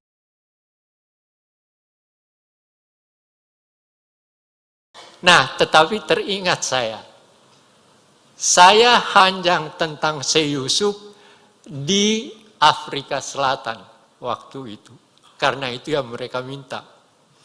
Nah, sekarang Pak Hamid katakan, Anda bicara tentang Syekh Yusuf di Makassar dan di Indonesia. Nah, jadi saya meletakkannya dua hal yang menyebabkan Syekh Yusuf harus melakukan sesuatu yang sebenarnya kalau orang biasa tidak perlu, enak aja dia sudah jadi menantu raja, dia sudah punya ilmu yang banyak, ngapain lagi sih? Tapi ada satu hal yang ada dalam pikirannya sebagai seorang pemikir yang 20 tahun mencari ilmu. Coba Anda bayangkan, 20 tahun dari macam-macam tempat, mulai dari Banten, bahkan sampai ke Yaman, ke segala macam berbagai negeri. Jadi mencari ilmu, berilmu adalah sesuatu yang sangat penting untuk membawa kita menjadi manusia yang seutuhnya. Dan disinilah pentingnya Syekh Yusuf. Apa yang diberikan Syekh Yusuf kepada kita? Ya, seperti dia memberikan kepada kita apa? Apa yang ada dalam diri seorang Bugis, seperti tadi 4. Tapi ada hal lain yang diberikan kepada kita, yaitu kemampuannya melakukan penghayatan terhadap kenyataan-kenyataan yang dihadapinya. Pertama, ketika dia berkeliling di desa-desa Goa dan dia melihat kenyataan berbagai penderitaan yang ada, dan itu adalah salah satu faktor yang menyebabkan dia yakin bahwa ini tidak dapat diselesaikan kalau tidak dengan melakukan perjalanan berpindah tempat untuk mencari alat-alat untuk melakukan perubahan. Apa yang harus dirubah ketika itu? Kenyataan berbagai nilai budaya tertentu, fakta budaya tertentu, ya seperti kita ketika penjajah datang, mereka begitu brutal, dan itu adalah salah satu faktor yang menyebabkan Syekh Yusuf pergi dan melakukan apa yang harus dia lakukan. Ketika dia diambil, ketangkap di Banten, kemudian dibawa ke Ceylon atau Sri Lanka, ada hal yang menarik. Dan ini saya dapat dari, sayang karena kondisi saya tidak dapat mencari tumpukan buku, tapi saya ingat ada buku yang mengatakan begini. Ketika di Ceylon sebenarnya Syekh Yusuf ini sangat produktif. Dia menulis tidak kurang dari sekitar 30 permasalahan yang berkaitan dengan tarekat dan segala macam. Bayangkan abad 17, 10 tahun dia tinggal di Ceylon, kemudian karena perlawanan yang terjadi di situ di Ceylon juga tetap terjadi, akhirnya beliau dibawa ke Afrika Selatan. Apa yang menarik di Ceylon? Dia menulis tidak kurang dari sekitar 30 permasalahan yang berkaitan dengan keilmuan. Dan itu yang kita warisi sebenarnya. Tarekat-tarekat yang kita miliki sekarang itu adalah hasil pemikiran beliau sekitar selama 10 tahun di Ceylon. Nah, bagaimana kita membawakan Pak Yusuf Kalla, Pak Hamid, kita berada sekarang di sini? Untuk apa? Dan kemudian nanti ke depan. Sebenarnya sederhana tapi rumit. Bagaimana kita mewujudkan makna kemerdekaan yang sebenarnya itu juga yang dicari oleh seorang Syekh Yusuf. Kemerdekaan, kebebasan manusiawi adalah bagian dari pemikiran beliau ketika beliau melakukan perlawanan terhadap kejahatan-kejahatan yang dilakukan oleh imperialis kapitalistis. Kalau dia mau hidup enak, sebenarnya ngapain dia melawan? Semua udah orang percaya pada dia kok. Dia udah kawin dengan putri raja, juga di Ceylon seperti itu. Ngapain lagi? Apa yang dia cari? Yang dia cari adalah makna hakiki daripada kemerdekaan kemanusiaan yang dimilikinya. Dan itu sumbernya dari mana? Sumbernya dari diri dan lingkungan kebudayaan, kebugisan dan kemakassarannya.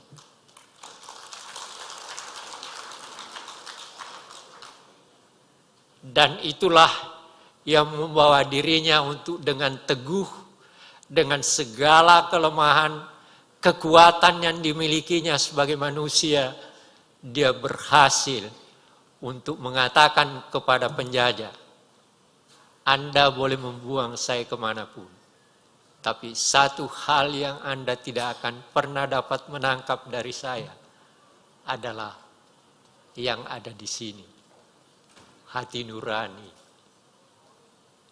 Hati nurani, perlawanan saya Anda tidak akan pernah menangkap.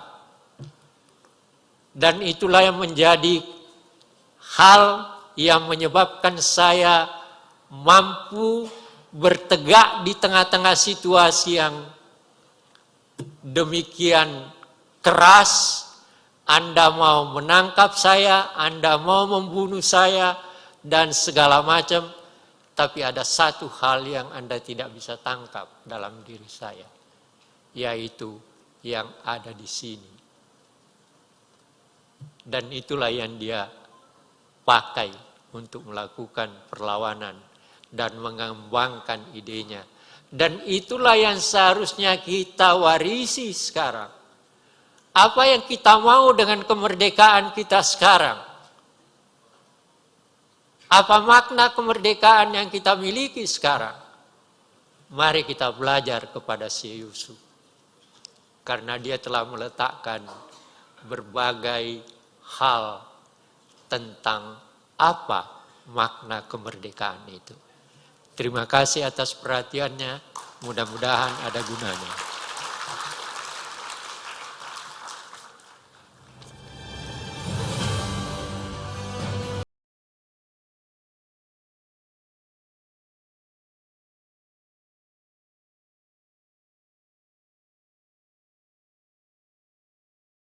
sekali lagi kepada Bapak Dr. Anhar Gonggong.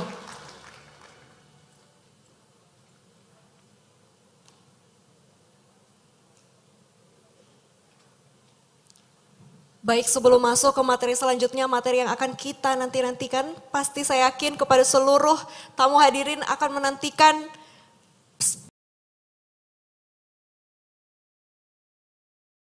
speaker kita selanjutnya. Mari kita sama-sama menyaksikan tayangan berikut. Jenderal TNI Purnawirawan Muhammad Yusuf Amir adalah salah satu tokoh militer dan nasional Indonesia yang memiliki jasa, kontribusi, dan keistimewaan yang luar biasa sebagai putra bangsa. M. Yusuf, begitu ia dikenal. Lahir pada tanggal 23 Juni 1928 di Kejuara Bone, Provinsi Sulawesi Selatan. Dari pasangan orang tua bernama Andi Amir dan Andi Siti Saida. M. Yusuf terlibat aktif dalam perjuangan melawan penjajahan Belanda selama Revolusi Nasional Indonesia. Sebagai seorang pemuda, ia bergabung dengan Tentara Republik Indonesia dan berjuang untuk mempertahankan kemerdekaan. Dari bagaimana nilai-nilai budaya Bugis Makassar dapat diaplikasikan dalam kehidupan modern dan kepemimpinan, dengan menjunjung tinggi nilai-nilai seperti siri, pace, dan pangandaran. Ia menjadi inspirasi bagi banyak orang untuk tetap berpegang pada identitas budaya sambil berkontribusi pada kemajuan bangsa. Luar biasa, beri tepuk tangan yang meriah sekali lagi. Baik, selanjutnya tanpa mengurangi rasa hormat kepada Bapak Muhammad Yusuf Kalla untuk dapat menempati podium yang telah disediakan. Dengan hormat kepadanya,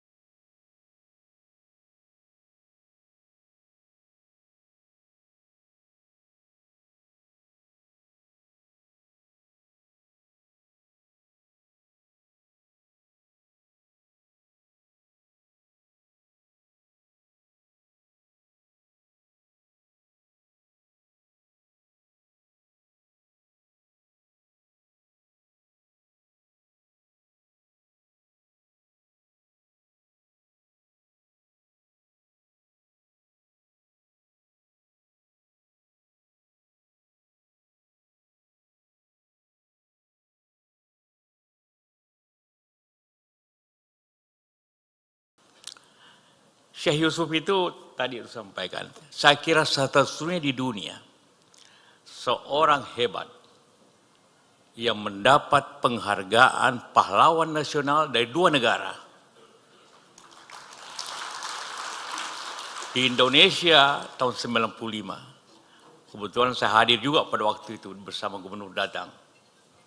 Dan di Afrika Selatan tahun 2005, saya hadir juga, saya memimpin malah delegasi ke sana dengan keluarga untuk menerima penghargaan pahlawan nasional namanya Tambo apa itu. Luar biasa. Dan saya kira, bukan saya kira, dialah ulama yang terhebat di antara kita semua. Ulama ya, sejarah. Karena sekaligus ulama, pejuang, intelektual, dan juga tentu pemimpin pada waktu itu.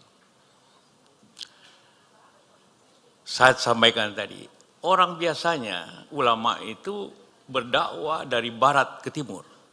Dari Mekah, pergi ke India, ini masuk Sumatera, orang Sumatera berdakwah ke Sulawesi, ke Jawa, orang Sulawesi berdakwah lagi ke Papua, ke mana sebagainya. Tapi dia berdakwah dari timur ke barat. Dari Goa ke Banten, Banten ke Sri Lanka, Sri Lanka ke Afrika Selatan.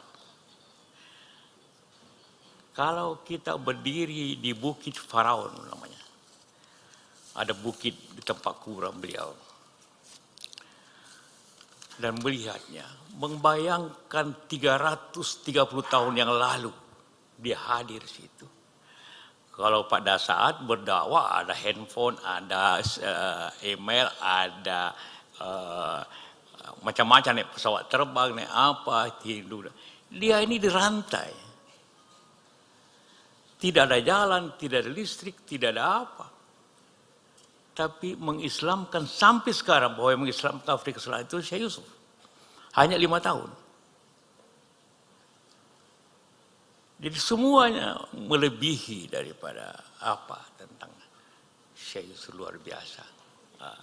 Dan kenapa kita berbicara tadi, saya bicara 3 Yusuf, jangan saya bicara biar orang lain bicara.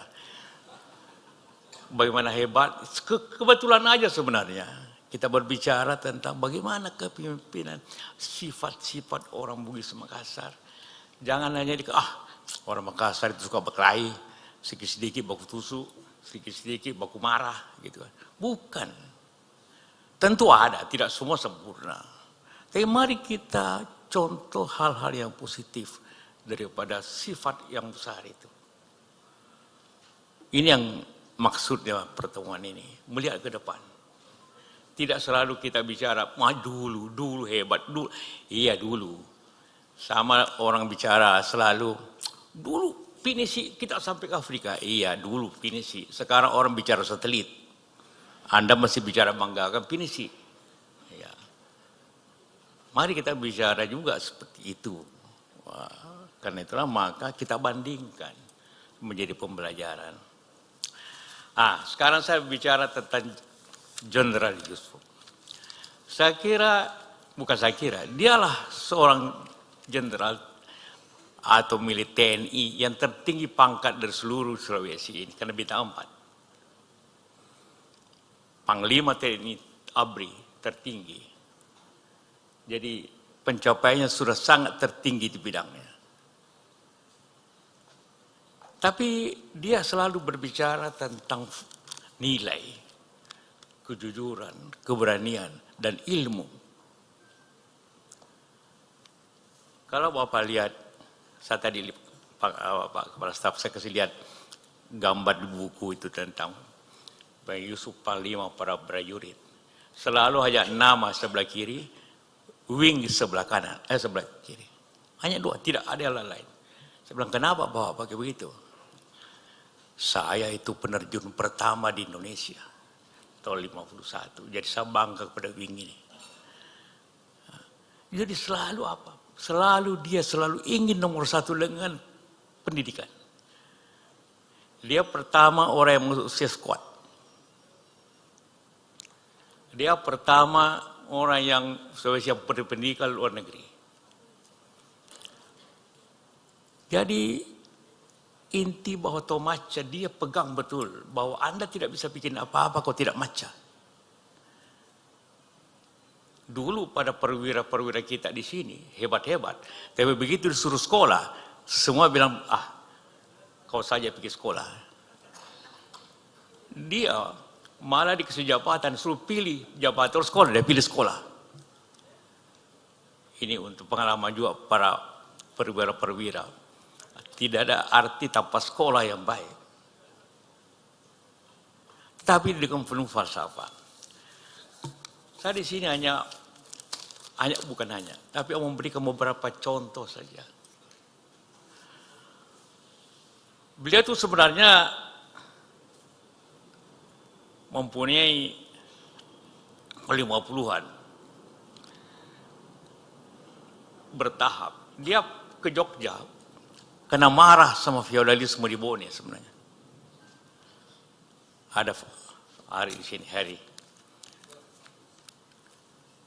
Kenapa Bapak ke Jogja? Pada umur kira-kira 16. Dia bilang, marah karena kalau orang lewat rumahnya Raja Bone, itu harus turun dari sepeda, tunduk. Dia marah, kenapa mesti begitu? Kenapa dia lepaskan Andinya? Orang sekarang berburu Andi, itu sudah dia lepaskan.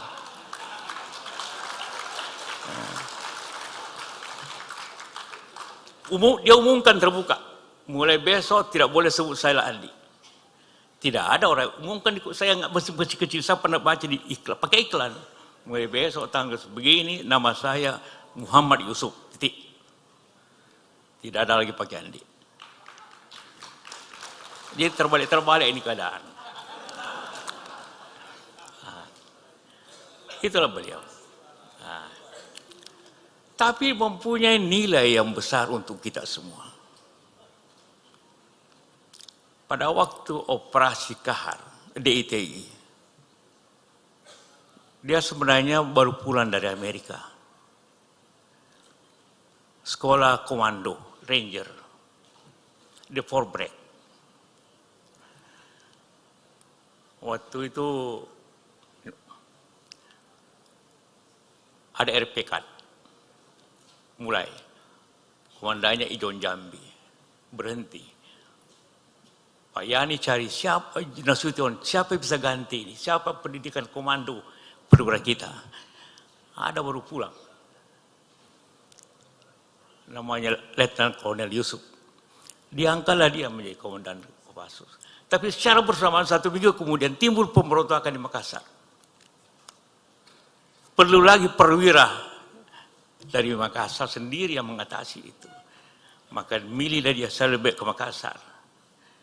Jadi semuanya mestinya, saya bilang, karena mestinya Bapak dilantik dulu Kopassus supaya ada sejarahnya. Tidak, saya bilang, saya pilih Makassar. Berlanjut terus itu. Operasi demi operasi tidak berhasil. Satu kali mau ditangkap tentara banyak dari Jawa. Tahun 50-an, 57 macam. Terus dia datang ke Nasution dan Dayani.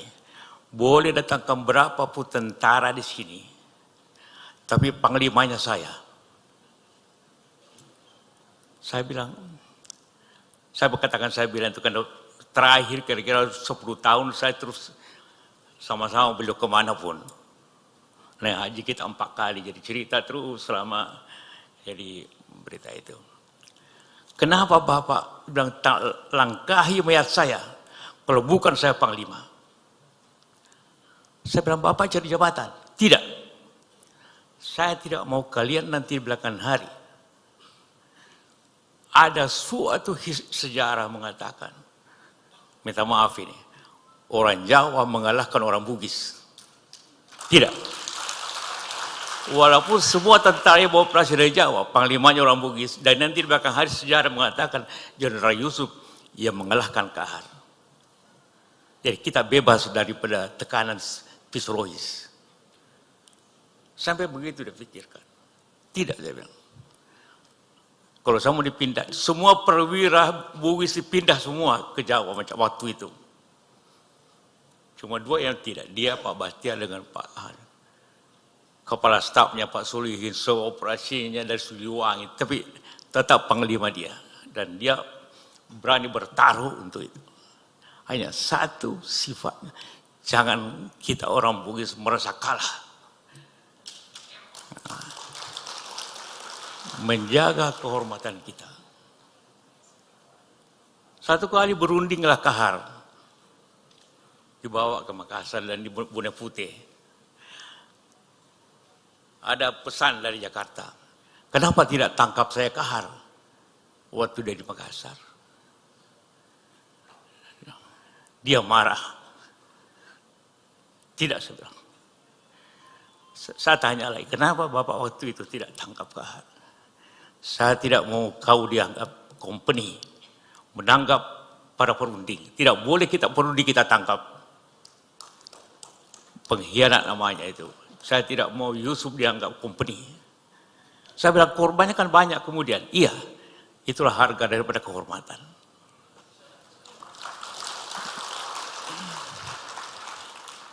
Jadi begitu sifat. Jadi bukan hanya kita bicara seorang bintang 4, kita bicara nilai. Dan ternyata dia berhasil untuk itu. Kemudian setelah itu timbul Permesta. Yang muda-muda berarti baru lahir semualah. Permesta itu didirikan di Makassar tahun 2007. Tapi kenapa pemberontakan itu tidak di Makassar, tapi di Manado? Waktu itu panglimanya orang untuk siapa? Semua siapa? Waro, oke. Diajak untuk bicara, tidak saya bilang. Pak Nimatrata, Pak Yusuf tidak. Yang ikut Pak Sarela ada. Saya bilang, kenapa Bapak tidak ikut?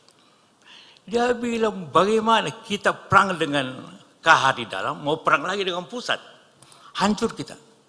Jadi dia strategis sekali. Dia tidak mau menghancurkan negeri ini. Dia bisa saja berontak untuk nama, tapi dia tidak. Karena di dalam ada masalah, di luar ada masalah. Bagaimana Anda hidup nanti di belakang hari? Jadi selalu dia pikirkan masa depan generasi kita. Tidak. Biar aja ada berontak tempat lain, tapi tidak Sulawesi Selatan. Nah, itulah sejarah. Kenapa itu Permesta di sini, tapi berontaknya di Manado? Karena dia tidak mau ada 2 peristiwa di Makassar. Dia begitu pentingnya pendidikan bagi dia. Waktu dia komandan resimen, dia tentara umur 17. Di tentara dari Sulawesi Selatan dia paling muda. Zaman itu yang paling muda jadi ajudan. Dan dianggap perang bagi dia selalu mudah. Maka dia ajudannya Kahar. Jadi bayangkan dia ajudannya Kahar, tapi dia tangkap Kahar. Bagi dia prinsip, oke, saya bekas ajudannya, tapi you berontak. Bagi saya pun harus mengambil tindakan. Itulah prinsip yang dipegang. Suatu waktu, dia kepala staf resimen 24 di Manado. Komandannya Worang. Waktu itu banyak seperti biasa barter-barter, perdagangan ilegal macam-macam. Dia tidak setuju tentara untuk berbuat seperti itu. Maka dia lapor ke Yang Mayani. You pilih Worang atau saya? Dia bilang, bagaimana? Worang kan orang sini. Dia bilang, kalau begitu dikasih jabatan lebih tinggi. Tidak.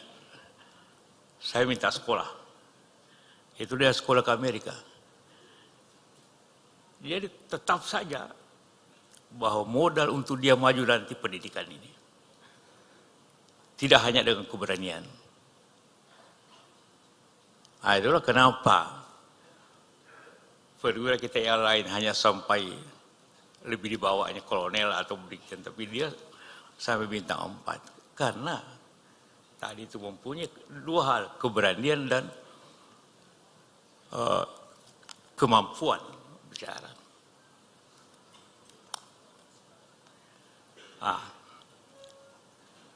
Dan tidak, dia ini tentara agak aneh juga sebenarnya dia. Bukan aneh, tidak biasa. Setelah selesai DITI tahun 1964 sebagai penghargaan diangkat jadi menteri perindustrian lagi.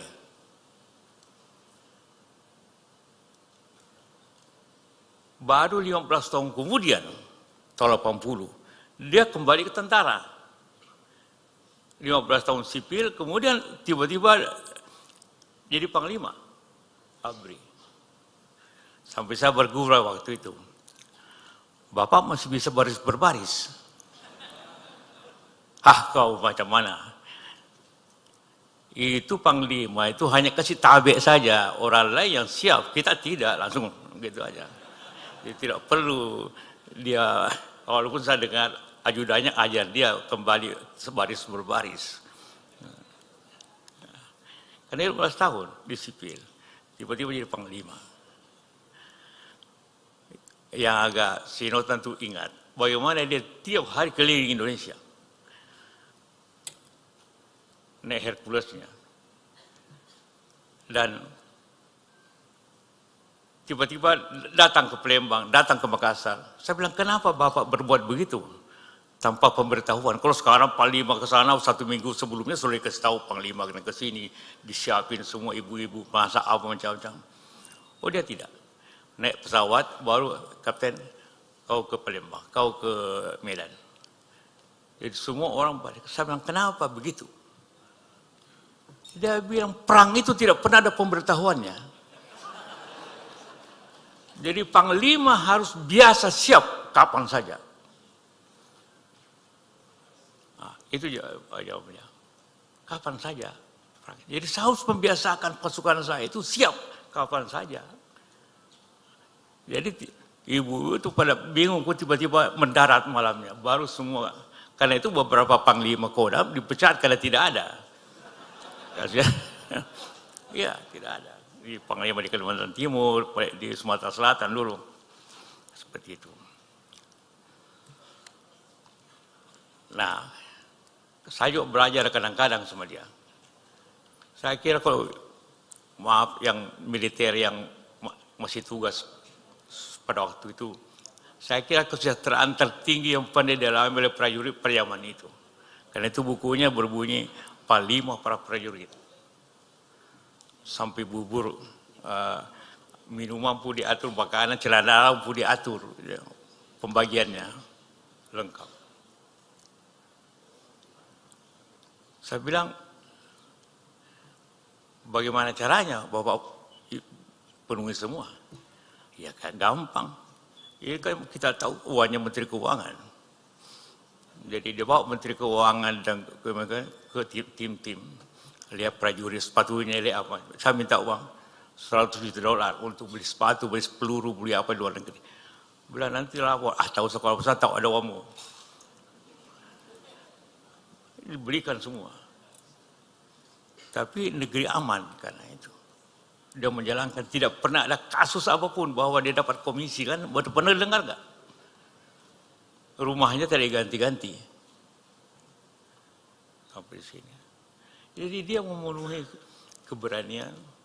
Tidak ada orang yang panglima yang berani kemana saya tengah malam naik mobil kemana pun di tim kemana pun tinggal di gunung pada zamannya. Ya. Itulah keberanian dia memiliki. Tapi penuh intelektual dan kejujuran dan kesopanan tentu. Bukan saya dalam negeri. Di luar negeri pun dia bukan borok tapi punya sikap. Satu kali dia ingin ke Amerika ketemu Presiden Reagan untuk beli senjata. F-16 macam-macam. Sudah janji bahwa nanti ketemu Reagan. Terbanglah beliau dari sini ke Jepang.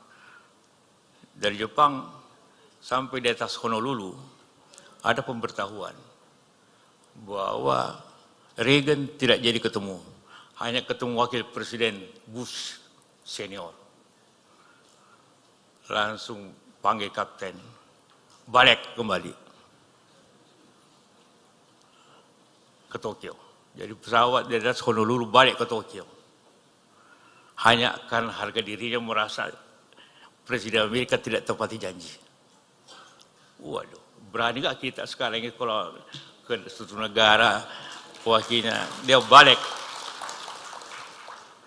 Dan 3 bulan kemudian, Reagan mengundang lagi dia, dan sekaligus diterima oleh Reagan, Bush sekaligus. Berdua. Nah, itu bagaimana orang menggeteng. Menggeteng, tentu artinya tadi. Itulah kira-kira beberapa sifat Pak Jenderal.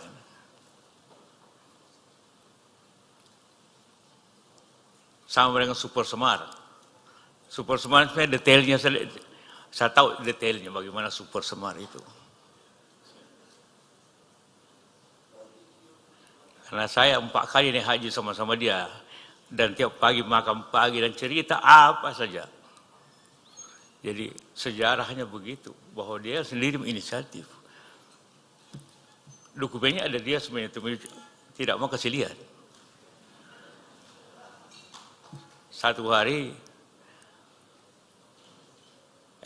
kau mau lihat itu, kau selalu tanya itu Super Semar. Iya, kau datang besok sore di rumah di Jakarta. Saya datang, kau nanti cerita lagi, tidak usah kau lihat.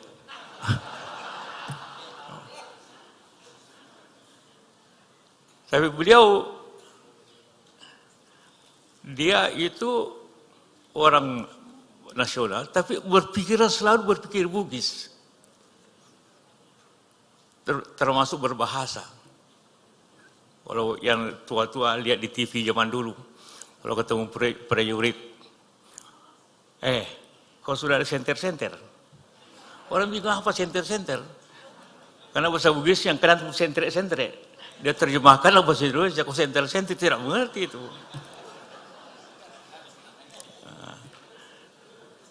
Pernah di Medan, dia inspeksi mobil baru. Dia tanya sopir, yang di depan, kau yang bawa lari di mobil? Bukan jenderal. Bingung lagi, beliau kenapa bukan dia? Padahal dia beli, kalau bahasa Bugis kan setir mobil, kau pelari. Diterjemahkan dalam bahasa Indonesia, kau yang kasih lari.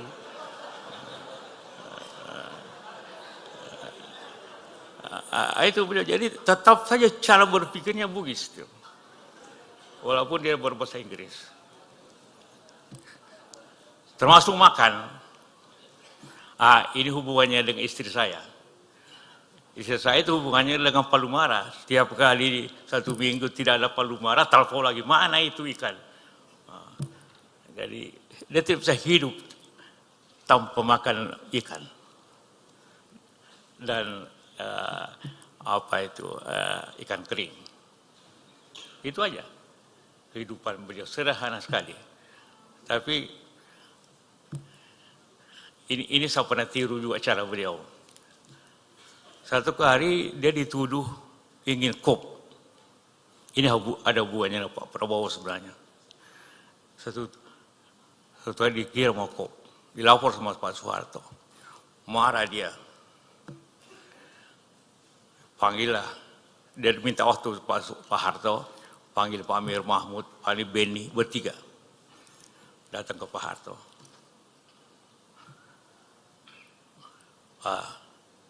Pak Presiden, saya dengar Bapak bahwa saya ingin kop. Kalau Bapak percaya, saya hari ini letakkan sebagai jabatan. Dia buka, dia punya lambang panglima itu, ya seperti Bapak punya di kantong, dia buka. Di mejanya di cendana. Ini Pak, saya kembalikan. Pak Harto bilang, oh tidak jenderal, ambil kembali. Selesai persoalan. Kemudian saya ingat itu peristiwa, saya lakukan juga hal yang sama. Satu kali Pak SBY bikin badan lupa saya namanya, yang bisa ketuanya Marsilon Simanjuntak, yang bisa panggil menteri. Saya protes. Tidak mungkin saya bisa panggil menteri yang presiden, wakil presiden dan mengkoknya. Tetap aja jalan. Saya datang SBY. Saya bawa map pengangkatan jadi wapres. Pada isinya fotokopian. Pak, perjanjian saya. Kalau Bapak bikin badan itu berarti ada yang lebih kuat dari wakil presiden. Saya kembalikan ini. Sudah. Oh jangan begitu Pak, tidak itu, ambil kembali. Jadi, jadi yang begitu-begitu juga pelajaran juga. Bagaimana caranya menggerpol bos gitu kan. Jadi, itulah kira-kira leadership yang kuat. daripada seorang Jenderal Yusuf. Banyak lagi yang lain, tapi waktu dekat terbatas. Ada bukunya, buku Israel. Banyak yang terbatas. Dan jadilah dia dikenang sampai sekarang. Tidak banyak panglima yang dikenang oleh prajuritnya. Tidak banyak. Seperti dia, sampai sekarang. Dan semua yang dibangun beliau, saya tidak tahu dulu di mana dia ambil uang. Tapi dia gertak aja Menteri Keuangan. Beli pesawat jet tiba-tiba, pesawat tempur tiba-tiba ada 20 pesawat jet di Halim. Bingung Presiden Soeharto. Dari mana ini? Ini Pak Yusuf Pak. Beli dari mana itu? Katanya dari Israel. Zaman dulu begitu. Saya tanya beli dari mana itu? Pokoknya dia selesaikan semuanya. Seperti itu. Nah, jadi Pak Harto agak tidak enak sama dia. Kemudian, kenapa? Tersinggung. Pada saat dia berjalan di Universitas Airlangga, Pak Harto di depan, dia di belakang. Mahasiswa berteriak, hidup Pak Yusuf, Pak Yusuf. Dia tidak bilang Pak Harto. Sejak itu hubungannya agak sedikit renggang. Itu bahayanya itu, hati-hati. Kalau terlalu populer. Ya, jadi sama juga marahnya SBY sama saya, karena Bu SBY bilang JK itu real presiden. Waduh, saya marah benar itu. Dia bilang JK the real presiden. Tersinggunglah beliau, sama tersinggungnya tadi ini. Jadi itulah kira-kira contoh, saya tidak bicara teori, contoh leadership yang dilakukan oleh Pak Jenderal Yusuf. Sebab kenapa dia bisa memegang seperti itu dalam waktu. Saya, orang bilang ajudan juga. Kalau di Jakarta apa saja, kau dari sini ambil ini. Aduh, satu hari saya sudah Menko. Dia telepon, Sob, ini bunga, kau bawa ke Makassar. Bunga ulang tahunnya bawa ke Makassar. Iya Pak, saya lakukan. Tapi barangkali Bapak lupa. Kenapa? Saya sudah Menko. Kamu Menko. Pokoknya kau bawa ini bunga besok. Ya. Okay. Itulah resiko juga untuk tersebut. Dan itu dilakukan dengan ikhlas. Kita lakukan dengan ikhlas.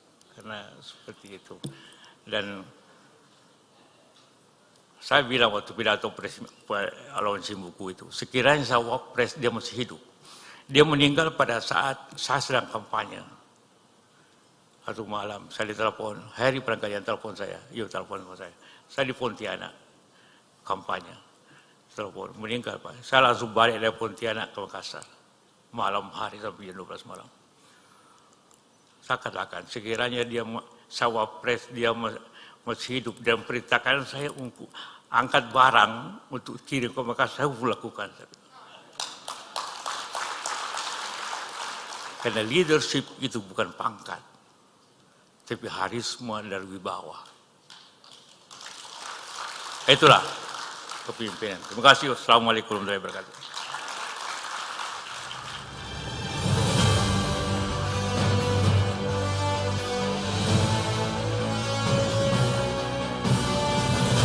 Luar biasa, sekali lagi beri aplaus yang meriah kepada Bapak Muhammad Yusuf Kalla.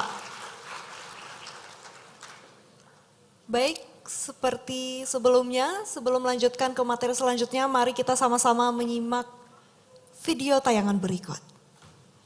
Profesor Dr. Insinyur Haji Baharudin Yusuf Habibie merupakan Presiden ketiga Republik Indonesia yang diangkat setelah Presiden Soeharto mundur.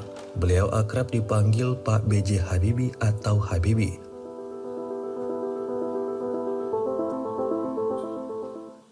Lahir pada tanggal 25 Juni 1936 silam di kota Parepare, Sulawesi Selatan. Habibie hasil buah cinta kasih dari Bapak Alwi Abdul Jalil Habibie, seorang ahli pertanian dari Gorontalo, dan Ibu R.A. Tuti Marini Puspowardoyo, seorang spesialis mata asal Yogyakarta. Masa kecil Habibie dilewati di kota Parepare dan tumbuh dalam keluarga yang religius. Di usianya yang masih 3 tahun, Habibie telah lancar membaca Al-Quran dan dikenal sebagai anak yang cerdas. Di Bandung, Habibie menamatkan sekolah di SMAK Dago Bandung tahun 1954 dan kemudian melanjutkan pendidikan teknik mesin di Institut Teknologi Bandung atau ITB. Hanya setahun di ITB, Habibie kemudian melanjutkan studi di Jerman. B.J. Habibie memilih jurusan teknik penerbangan spesialis konstruksi pesawat terbang di Rhein-Westphalen Agents Technische Hochschule, Jerman pada tahun 1955. Selama studi, Habibie bertemu sang pujaan hati, Hasri Ainun, dan menikahi sang kekasih pada tahun 1962 dan kemudian dikaruniai 2 orang putra, yakni Ilham Akbar Habibie dan Tariq Kemal Habibie. Sosok Habibie adalah sosok yang jenius. Dengan kejeniusannya, ia dijuluki Mr. Crack karena dapat merumuskan teori crack yang digunakan untuk menghitung keretakan hingga atom pesawat terbang dengan lebih presisi. Dengan rumus tersebut, Habibie memperoleh gelar kehormatan guru besar dari ITB dan penghargaan tinggi Ganesha Prajamanggala. Selain itu, pengakuan dari lembaga internasional juga berdatangan dari berbagai negara. Bahkan pernah mendapat penghargaan bergengsi yang hampir setara dengan penghargaan hadiah Nobel, yakni Edward Warner Award dan Award von Karman. Semasa pemerintahan Soeharto, B.J. Habibie dipercaya menjabat sebagai Menteri Riset dan Teknologi Republik Indonesia selama 20 tahun. Kemudian diangkat sebagai Wakil Presiden ke-7 Republik Indonesia dan akhirnya menggantikan Soeharto sebagai Presiden pada tahun 1998 sampai 1999. Selama kepemimpinan Habibie, kondisi perekonomian negara yang sebelumnya anjlok perlahan-lahan dapat dipulihkan. Dalam konteks demokrasi, beberapa kebijakan Presiden Habibie dianggap cukup memuaskan harapan publik. Di antaranya, membebaskan tahanan politik, mendukung kebebasan berpendapat, melahirkan undang-undang tentang otonomi daerah, undang-undang anti monopoli, dan membebaskan partisipasi rakyat pada banyak partai politik. Pada tahun 2010, Habibie kehilangan belahan jiwanya, sang istri tercinta. Baginya, Ibu Ainun adalah mata untuk melihat kehidupan. Sebagai bentuk kecintaan pada sang istri, Habibie menulis buku yang berjudul Habibie dan Ainun setebal 323 halaman yang kemudian diangkat ke layar lebar biografis dengan judul yang sama. Pada tanggal 11 September 2019, Habibie dipanggil oleh Yang Maha Kuasa. Bangsa Indonesia kehilangan tokoh teladan yang inspiratif. Kepergiannya telah membuat Indonesia kehilangan sosok yang luar biasa. B.J. Habibie adalah contoh nyata dari bagaimana nilai-nilai budaya Bugis Makassar dapat diaplikasikan dalam kehidupan modern dan kepemimpinan. Ia menjadi inspirasi bagi banyak orang untuk tetap berpegang pada identitas budaya sambil berkontribusi pada kemajuan bangsa. Tepuk tangan yang meriah. Baik, sebagai pengingat, setelah pemaparan dari Bapak B.J. Habibie, akan pemaparan tentang Bapak Yusuf Kalla oleh Bapak Hamid Awaludin. Maka dari itu saya mengundang tanpa mengurangi rasa hormat kepada Bapak Dr. Ilham Akbar Habibie MBA untuk dapat menempati podium yang telah disediakan. Dengan hormat kepadanya kami persilahkan. Syekh Yusuf.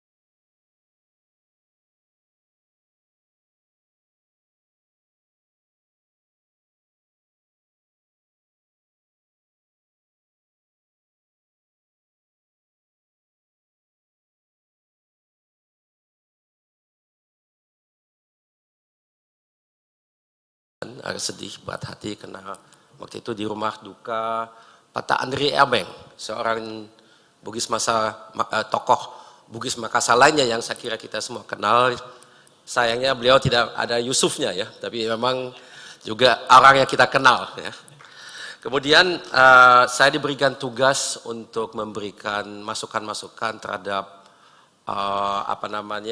bagaimana Pak B.J. Habibie ayah saya memang juga menjadi figur yang merupakan manifestasi daripada apa yang disebut di sini sebagai budaya Bugis Makassar. Dan apa yang saya kelak akan presentasikan sebetulnya ada miripnya dengan apa yang telah ditunjukkan dalam video sebelumnya, tapi mungkin lebih rinci dan saya akan memberikan beberapa catatan yang insya Allah bermanfaat.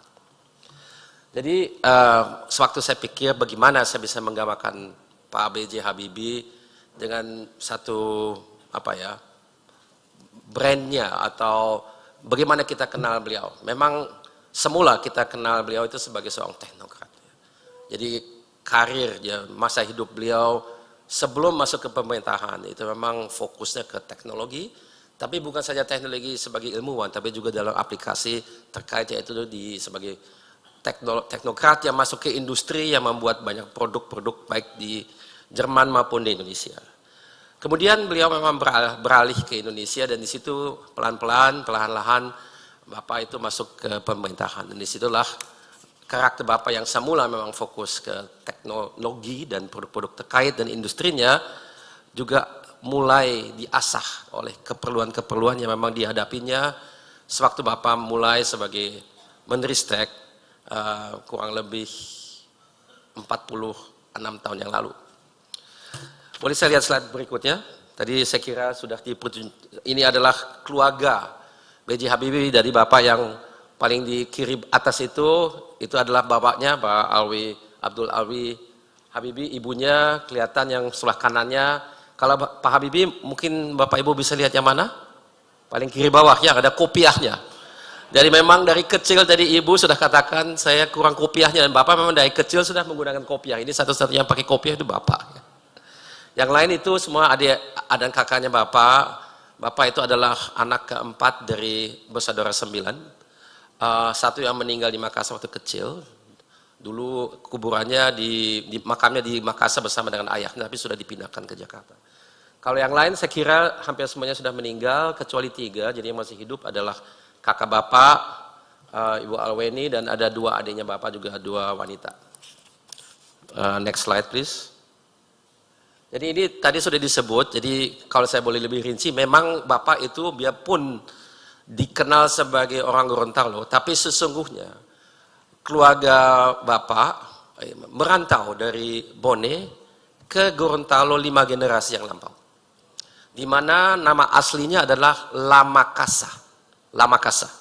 Saya kira saya telah belajar dari bapak-bapak sebagai saya, bahwasanya La itu dalam kebiasaan orang Bone itu menunjukkan ada laki-laki. Ya. Jadi nama panggilan laki-laki itu pakai La ya. Jadi La Makassar kayak La Nyala, La Cuba dan lain sebagainya. Kan ada banyak La. Baiklah, jadi itu nama aslinya La Makassar. Jadi Bapak La Makassar 5 generasi yang lampau atau 6 sesungguhnya, karena generasi kelima itu yang pertama menetap di Gorontalo itu ada 4 anak.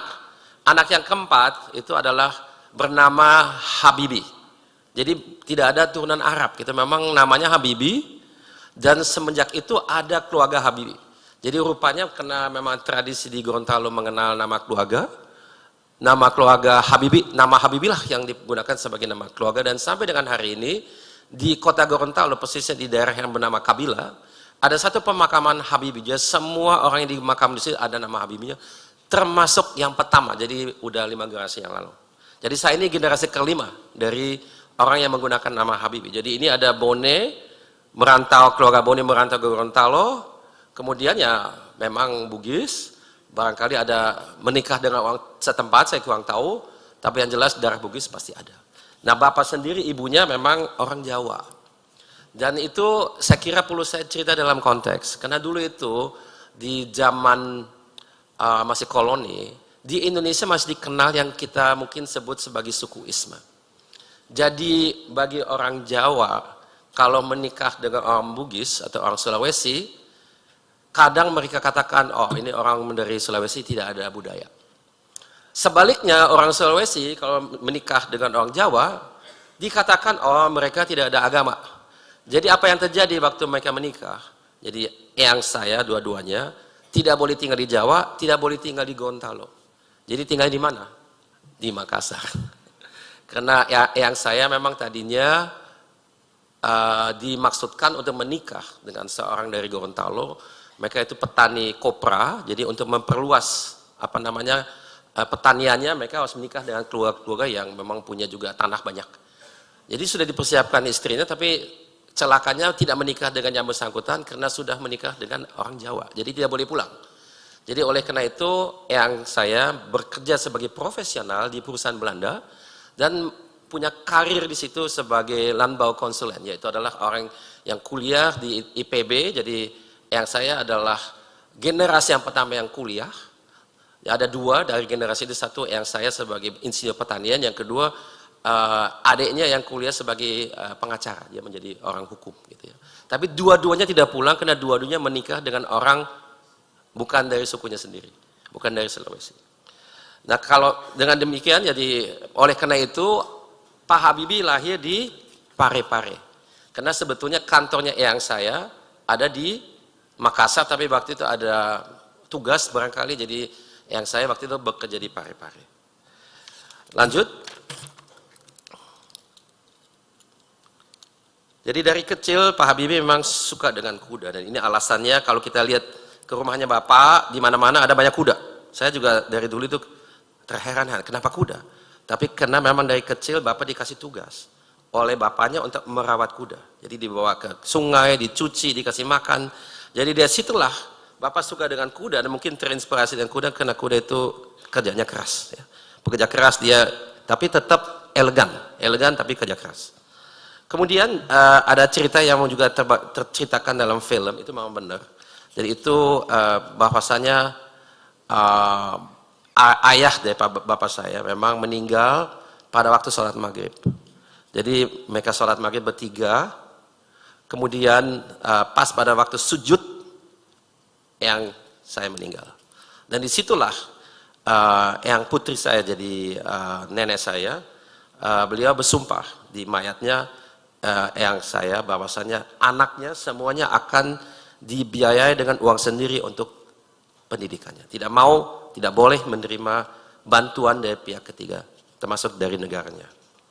Jadi waktu itu kan belum ada negara Republik Indonesia, masih koloni, ya, tapi tetap saja tidak boleh terima.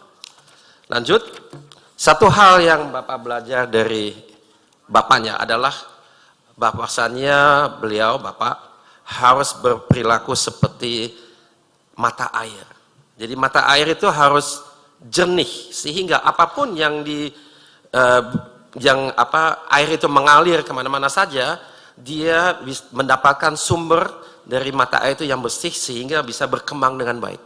Jadi kalau mata air itu kotor, maka lingkungannya juga tidak akan mendapatkan kualitas yang baik, dan oleh karena itu untuk menjaga kualitas mata air itu sangat penting, dan itu dititipkan oleh Pak Alwi Abdul Habibie kepada Bapak B.J. Habibie. Jadi itu memang dari awal, dan itu adalah kurang lebih fase yang saya sebut dalam presentasi saya ini sebagai pembudayaan.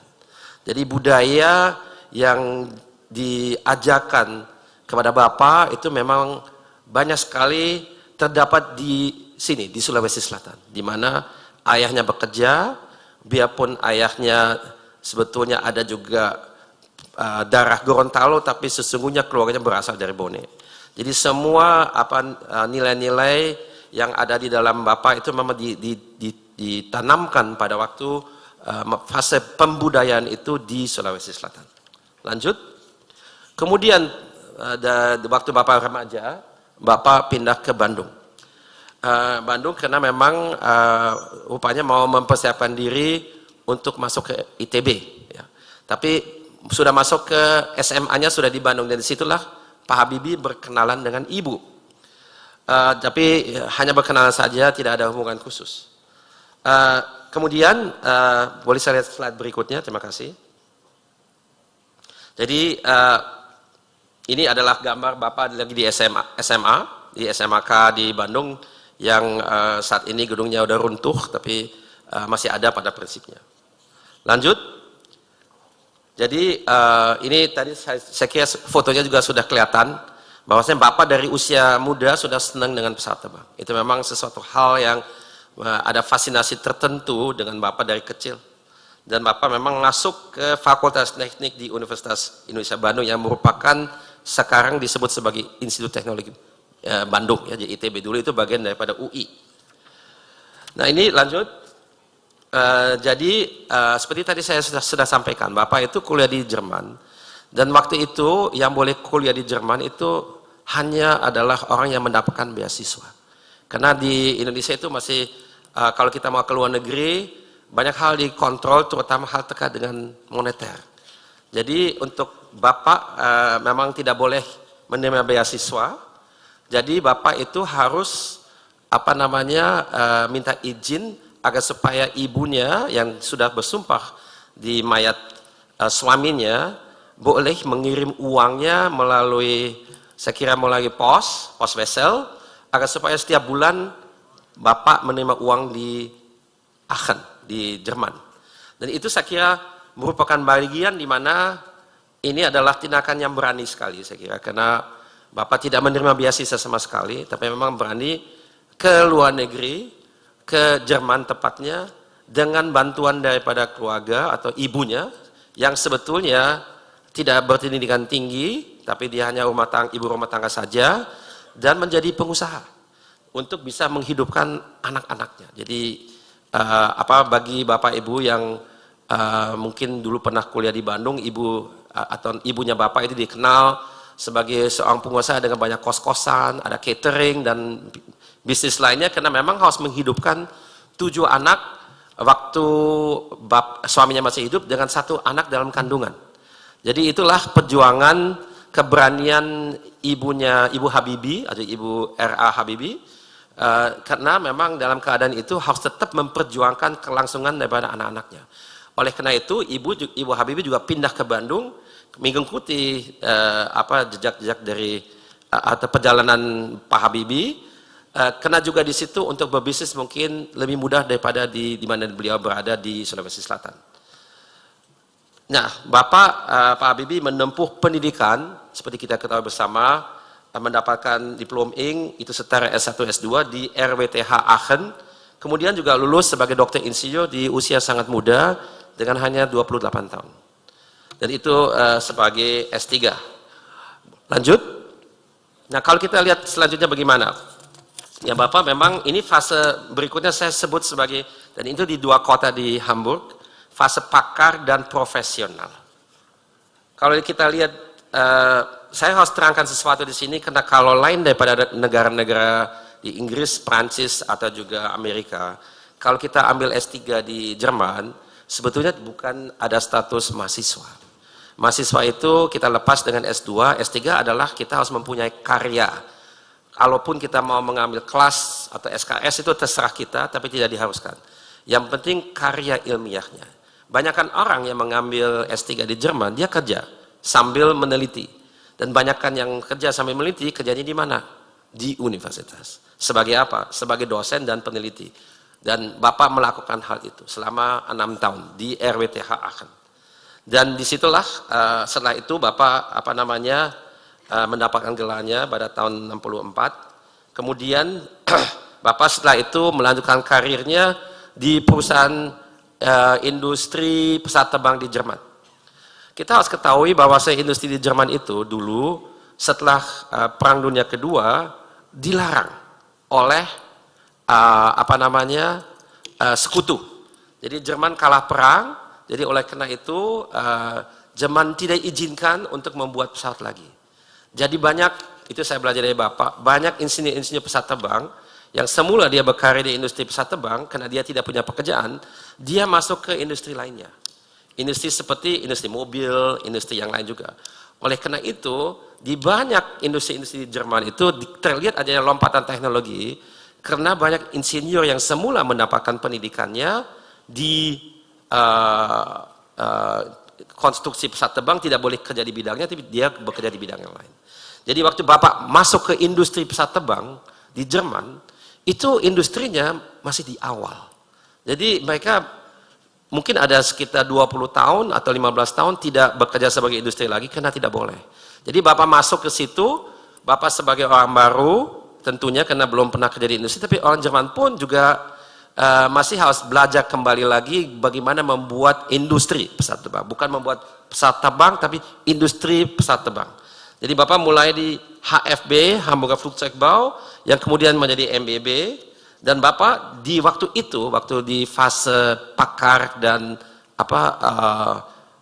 profesional itu, mendapatkan yang tadi juga disebut di videonya, julukan Mr. Crack, yaitu adalah seorang spesialis di bidang fracture mechanics, jadi mekanika terkait dengan retakan yang amat penting.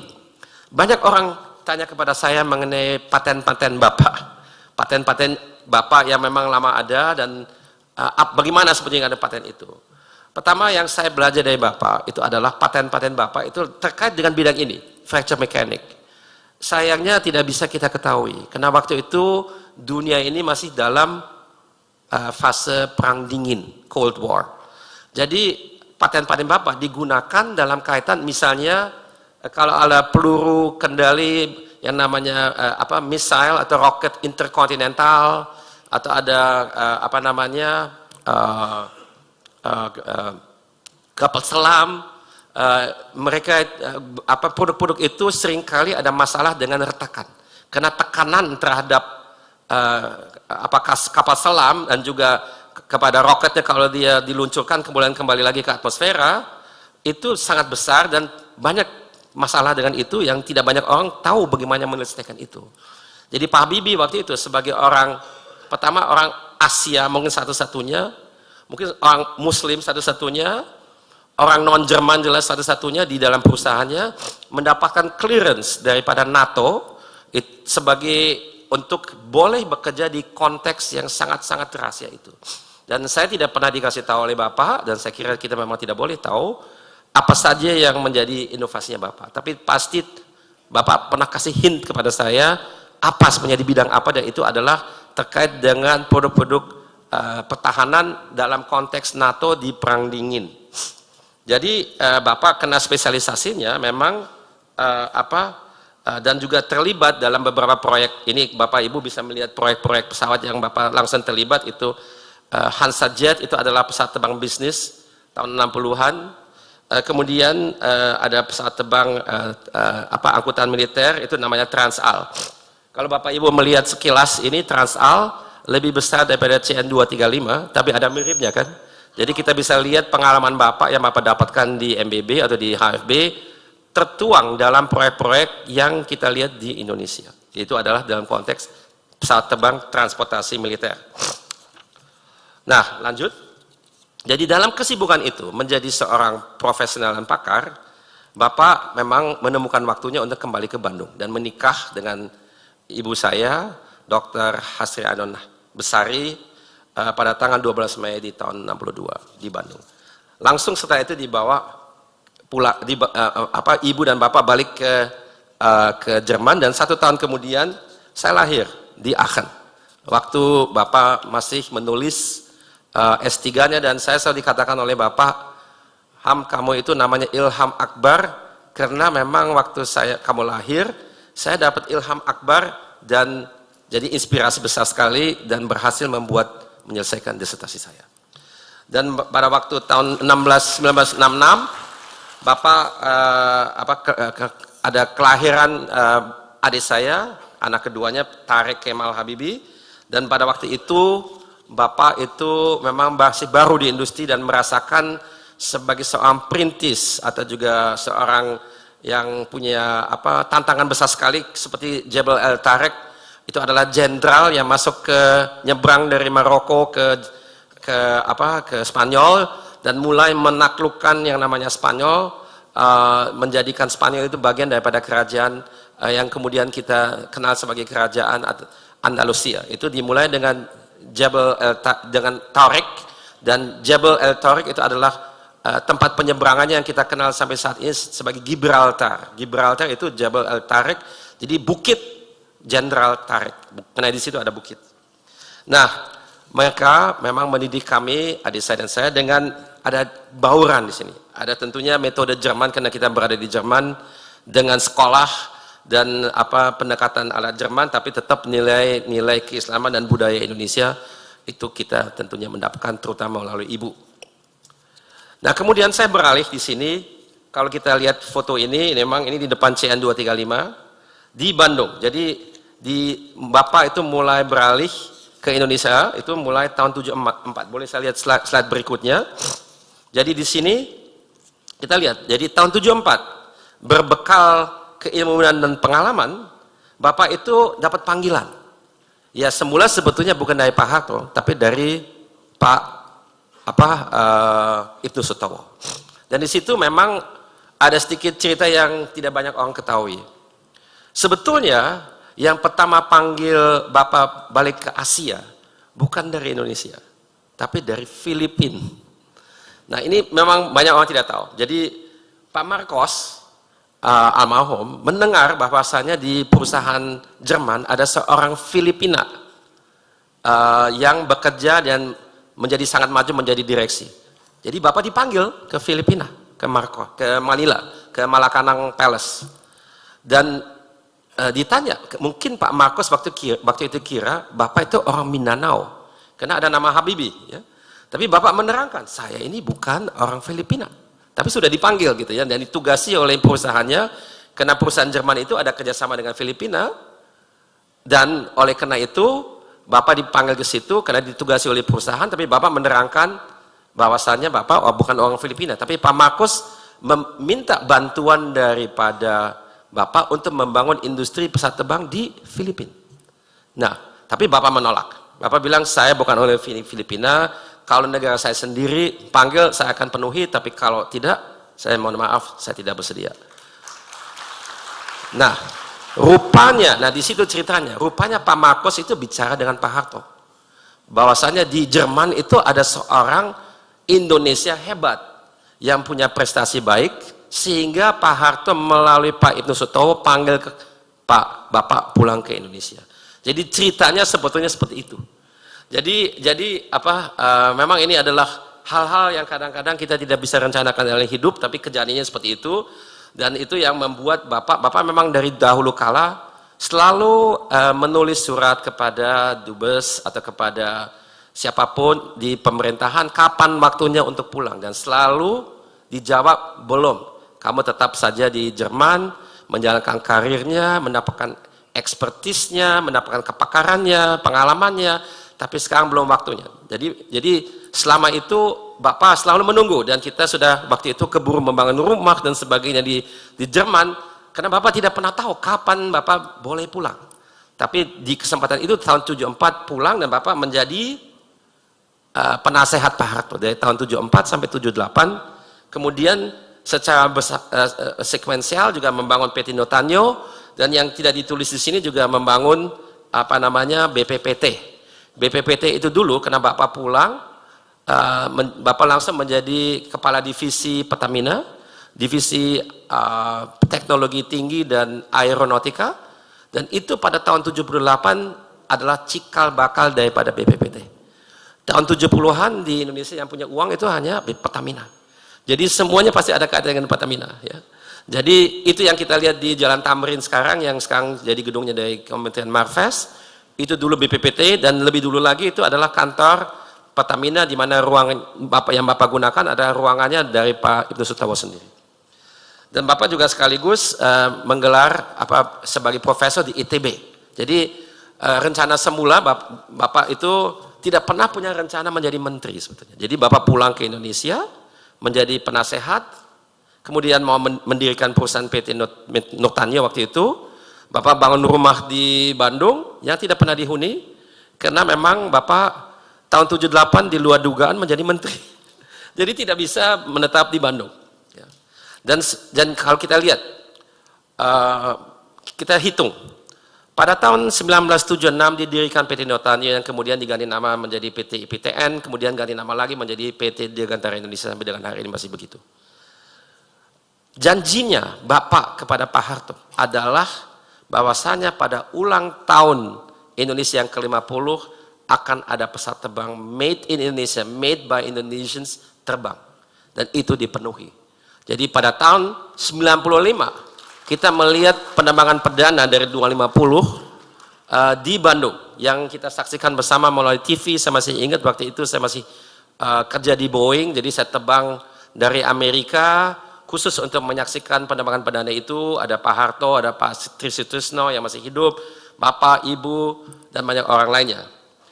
Yang harus kita lihat untuk membuat pesawat memang tidak gampang. Dan tapi yang lebih susah lagi adalah membuat industrinya. Jadi untuk membuat pesawat, saya kira sebelumnya di Indonesia juga pernah ada yang buat pesawat. Misalnya Pak Nortanio sendiri, pesawat kecil sih, tapi pesawat. Tapi yang kita susah membuat di Indonesia sampai dengan hari ini adalah membuat industri. Karena itu adalah secara sistematik kita mempunyai satu sistem yang bisa membuat produk jasa secara berkesinambungan. Dan dia bisa bukan saja layak secara teknik, tapi juga layak secara komersial. Itu tidak mudah. Dan kalau kita hitung, PT Nortanio dibangun pada tahun 76, baru 19 tahun kemudian kita lihat penerbangan perdananya. Itu artinya apa? Kita harus bangun pabrik, iya. Harus ada mesin, iya. Harus ada kapital, iya. Tapi yang paling susah apa? SDM. Mempunyai SDM yang unggul, itu sampai dengan hari ini menjadi tantangan kita bersama. Dan SDM itu bukan harus unggul saja, terdidik, tapi mereka harus bekerja, berkarya. Kalau SDM itu dididik dengan baik di universitas manapun yang sebagus apapun, tapi dia pulang ke Indonesia atau dia sudah berada di Indonesia dari awal, tapi tidak bekerja di industrinya, di tempatnya di mana dia secara produktif, kreatif, dan inovatif bisa mendorong kita menjadi unggul, percuma kita punya SDM unggul. Karena mereka harus berkarya. Itu kunci. Jadi kebangkitan teknologi sebetulnya tidak lain daripada kebangkitan bangsa. Karena ini manifestasi daripada apa yang kita mampu, dan kita tidak perlu ragukan itu lagi. Kita jangan minder sebagai bangsa bahwasanya kita tidak mampu. Apapun kita mampu kalau kita diberi kesempatan, kalau kita sabar, kita berkomitmen, kita kerja keras, kita disiplin, itu semua, dan kita harus kerjasama dengan baik dengan semua unsur bangsa. Saya kira itu penting sekali. Dan itu adalah komitmen Bapak kepada negara dan bangsa ini selama Bapak hidup. Karena hanya dengan cara itulah kita bisa menjadi unggul, bisa jadi maju. Dan hanya dengan cara itulah kita sudah mendeklarasikan kita insya Allah akan menjadi negara Indonesia emas pada tahun 2045. Ini hanya 21 tahun lagi. Nah, Bapak selalu katakan, kalau negara ini mau maju hanya dengan keputusan presiden atau undang-undang, kita udah maju dari zaman dulu. Tapi bukan itu masalahnya. Masalahnya pelakunya. Kita harus menggunakan sistem yang telah kita buat dengan baik dan benar, dan harus berkarya, harus bekerja. Itu tantangan kita bersama. Saya beralih lagi ke presentasi ini, maaf. Fase pemerintahan dan pengabdiannya, ini memang mulai, Bapak dan Ibu bisa lihat ini mungkin sangat historis, ini pada tanggal 21 Mei pada tahun 1998 di Istana Negara. Saya waktu itu tidak di Indonesia, saya kerja karena saya waktu itu selama Bapak di pemerintahan saya kerja sebagai profesional selalu. Saya tidak pernah di pemerintahan. Tapi ini sebetulnya waktu saya masih ingat, saya berada di Berlin lagi bernegosiasi dengan beberapa perusahaan aeronautika di Berlin, di Airshow Berlin, Jerman. Dan pagi-pagi Bapak telepon saya, tapi saya masih tidur, jadi meninggalkan pesan dulu kita belum banyak menggunakan WA, itu belum ada, handphone juga nggak ada, jadi lewat voicemail aja. Dan pagi-pagi saya bangun, saya mendengar pesan Bapak katakan, Ham, kalau kamu bangun langsung menyalakan CNN atau Warta Berita. Saya lihat pas waktu itu Bapak lagi dilantik. Saya pulang ke Indonesia segera, saya pamit langsung dengan partner-partner di mana saya negosiasi, dan dijemput di bandara dengan mobil militer, langsung diantarkan ke Istana Negara karena kita waktu itu sudah diungsikan ke Istana Negara karena kejadian-kejadian di sekitar reformasi itu kan memang sangat tidak stabil waktu itu ya. Jadi kita 2-3 hari kita mencari suaka di situ di Istana Negara. Nah itu di situ ada apartemen di lantai berapa saya lupa ya. Kemudian Bapak memang ini ya kelihatan di sini memang menjabat sebagai Menristek dan sekaligus juga membangun yang kita kenal sebagai industri strategis. Karena kepercayaan Bapak itu adalah kalau kita tidak mampu mengindustrialisasikan negara kita, dan sekali lagi industri tidak berarti kita bangun ribuan pabrik, tapi yang terpenting adalah kita membangun SDM yang bisa bekerja menggunakan ilmu, dia juga memanfaatkan datanya, bekerja secara profesional. Itu adalah orang-orang yang memang berkembang di zaman industrial. Di Indonesia banyak orang seperti itu, sudah banyak. Tapi lebih banyak lagi yang masih mindsetnya, cara bekerja, berpikir, bertindaknya masih pra-industrial. Nah kita adalah negara dan bangsa dalam peralihan. Itu yang harus kita ingat. Jadi kita dalam ruangan ini mungkin sudah berpikir seperti itu, tapi lebih banyak bangsa kita yang tidak seperti kita.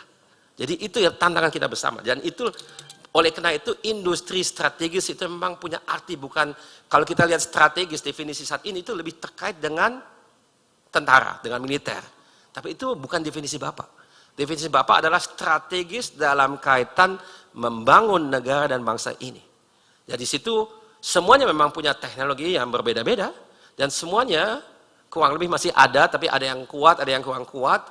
Ya itu menurut saya yang harus kita bangkitkan ke depan. Kita sudah terlalu lama mengalami gejala deindustrialisasi, kita harus segera reindustrialisasi. Nah, jadi dalam hal itu Bapak juga mempersiapkan Batam menjadi kawasan industri internasional, dan juga bagi Bapak dan Ibu yang pengen tahu satu konteks lain dengan Batam. Batam itu sebetulnya pilot project untuk pertama kali menggunakan handphone. Jadi teknologi yang kita gunakan sampai dengan saat ini, biarpun sudah 5G, masih berdasarkan teknologi GSM yang diterapkan di Indonesia untuk pertama kalinya di Pulau Batam. Jadi yang itu Batam memang punya beberapa fungsi, bukan saja sebagai kawasan industri, tapi juga sebagai pelopor dalam banyak hal.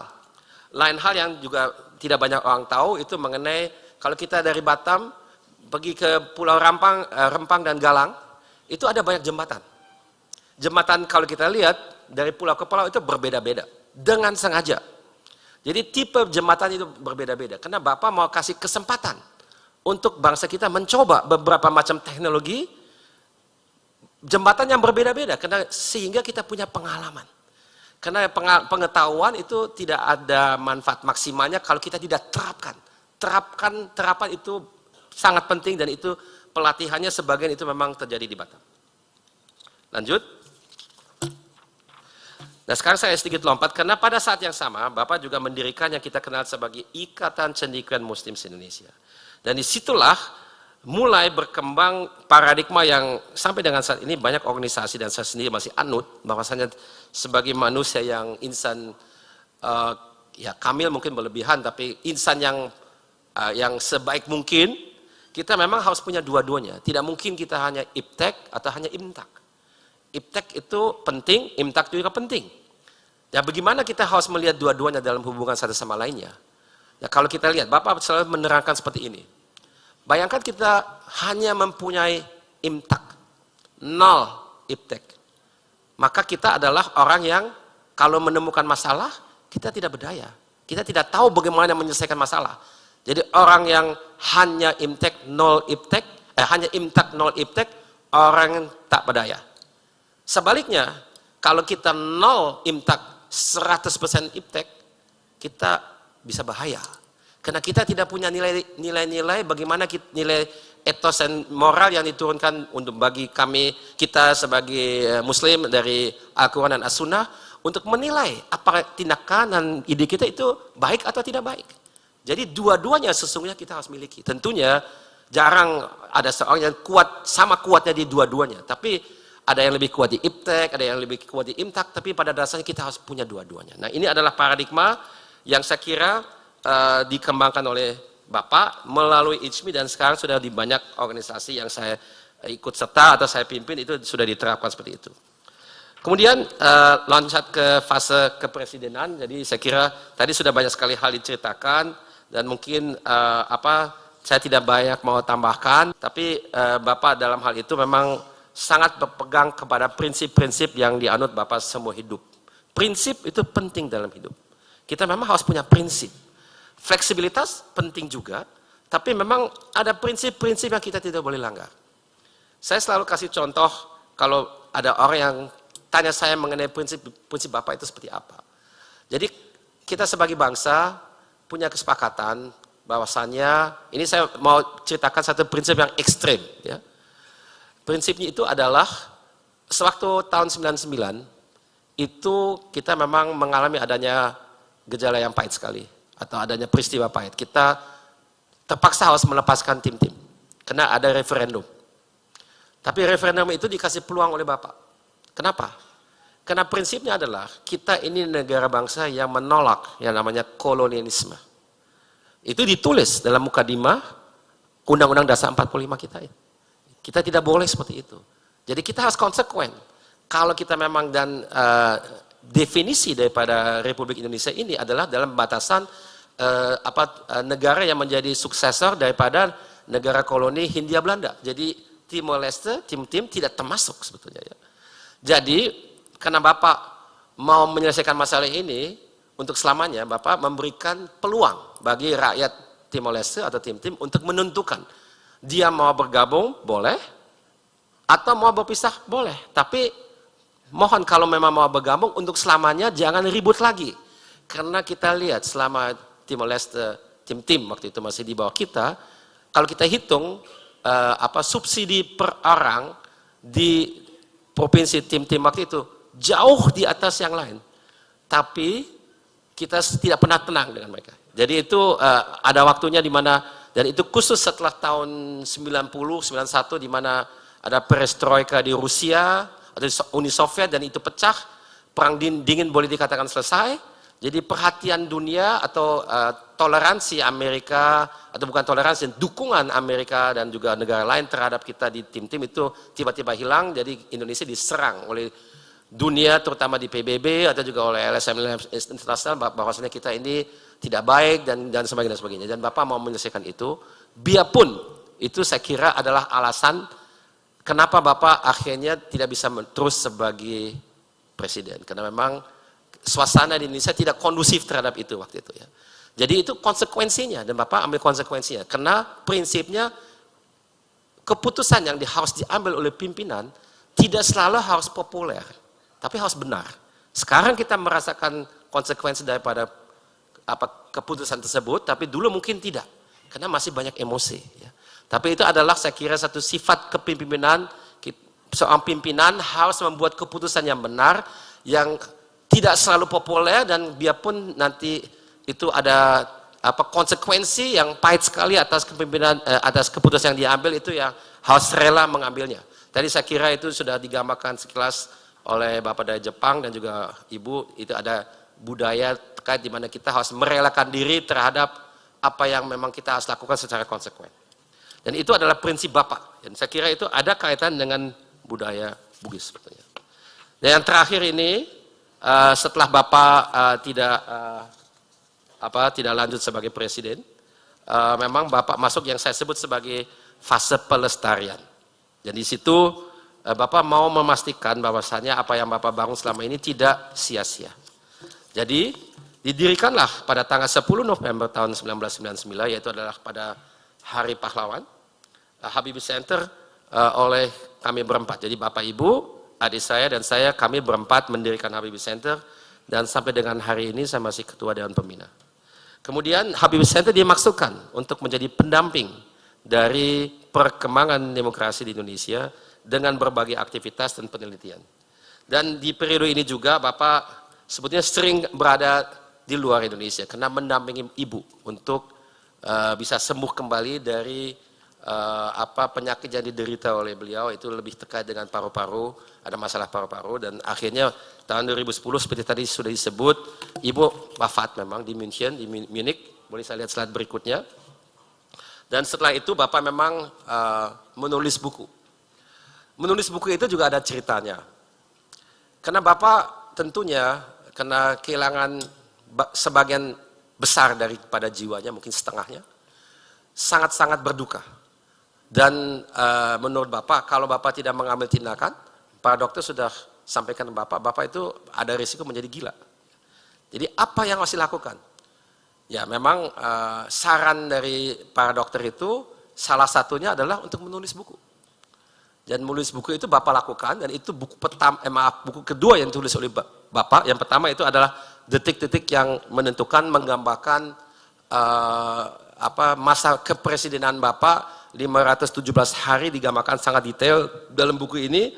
Dan Habibie dan Ainun itu lebih ke autobiografi kehidupan bersama Bapak dan Ibu dari hari pertama mereka, di mana mereka berkenalan sampai dengan wafatnya Ibu. Jadi itu yang juga sekarang menjadi film. Ada 3. Film pertama itu mengenai bukunya, film kedua itu berdasarkan riset bagaimana masa mudanya Bapak, dan film ketiganya berdasarkan riset pula bagaimana masa hidupnya, masa mudanya Ibu. Jadi Bapak sendiri tanpa Ibu, dan Ibu sendiri tanpa Bapak. Itu ada 3 filmnya. Dan di situ saya kira Bapak di akhir hayatnya menjadi ikon di Indonesia, dan banyak sekali rakyat yang temukan dengan Bapak dimanapun saja, selalu memanggil Bapak sebagai Eyang. Bahkan saya sendiri juga memanggil Eyang, padahal saya anaknya. Jadi saya kira begitulah yang saya bisa sampaikan dalam konteks ini. Tunggu dulu, masih ada yang terakhir. Nah ini sebetulnya waktu saya jumpa dengan Pak JK, kita udah sepakat bagaimana kurang lebih saya buat presentasinya, dan ini adalah konteks dalam budaya Bugis Makassar yang kita lihat itu 3B. Jadi orang Bugis Makassar itu harus berilmu, harus beragama tentunya ya, harus punya agama, kepercayaan, dan harus berani. Dan kalau kita menerjemahkan dan menerapkan itu pada kehidupan Bapak bagi kurikulum vitae-nya, itu kalau memang demikian akan berdampak dan bermakna. Saya kira itu saja dari saya. Terima kasih atas perhatian Bapak dan Ibu. Mohon maaf kalau ada khilaf. Wabillahi taufiq wal hidayah. Wassalamualaikum warahmatullahi wabarakatuh.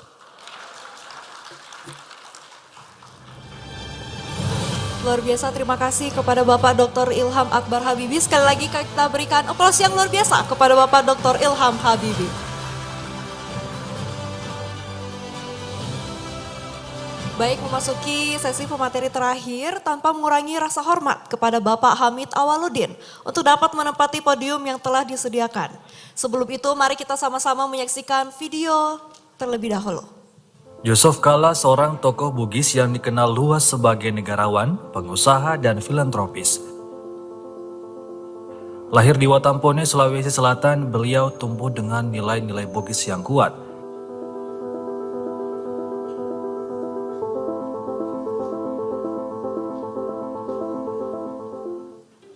Kerja keras, kejujuran, dan tanggung jawab. Nilai-nilai inilah yang menjadi fondasi dari perjalanan hidupnya yang penuh inspirasi. Yusuf Kalla menunjukkan keteguhan dan semangat kerja keras sejak usia muda. Dari memimpin perusahaan keluarga hingga berperan aktif dalam dunia politik, beliau selalu menjadikan kerja keras sebagai kunci kesuksesannya. Dalam budaya Bugis, lempu atau kejujuran dan geteng atau keteguhan hati menjadi prinsip yang selalu dipegang teguh oleh Yusuf Kalla dalam setiap langkahnya. Sebagai Wakil Presiden Indonesia, Yusuf Kalla dikenal sebagai pemimpin yang bijaksana dan bertanggung jawab. Kemampuannya dalam memediasi konflik baik di tingkat nasional maupun internasional menunjukkan kualitas kepemimpinan yang luar biasa. Karakter sirik dalam budaya Bugis yang berarti harga diri dan kehormatan mengajarkan Yusuf Kalla untuk selalu menjaga martabat dan bertindak dengan penuh integritas. Selain kiprahnya di dunia politik dan bisnis, Yusuf Kalla juga dikenal luas atas kontribusinya dalam bidang sosial. Melalui Yayasan Kalla dan juga Palang Merah Indonesia, beliau telah membantu ribuan orang dalam berbagai bidang seperti pendidikan, kesehatan, dan bantuan bencana. Semangat si Pakatau yang berarti saling menghormati dan memanusiakan sesama menjadi landasan bagi kepedulian beliau terhadap masyarakat. Yusuf Kalla adalah teladan nyata dari bagaimana nilai-nilai Bugis dapat diterapkan dalam kehidupan modern. Sebagai generasi penerus, kita diajak untuk meneladani karakter-karakter ini dalam setiap langkah hidup kita demi masa depan yang lebih baik. Beri tepuk tangan yang meriah sekali lagi. Dengan hormat kepada Bapak Hamid Awaludin, kami undang untuk naik di atas podium.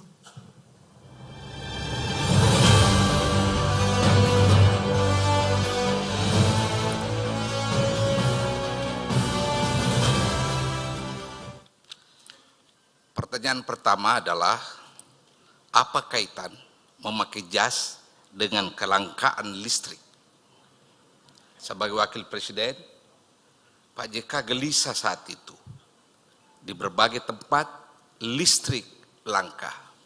Kemudian memanggil adiknya, Insinyur Ahmad. Ahmad, segimana yang paling banyak memakan listrik? Ahmad Kala mengatakan pemakaian AC.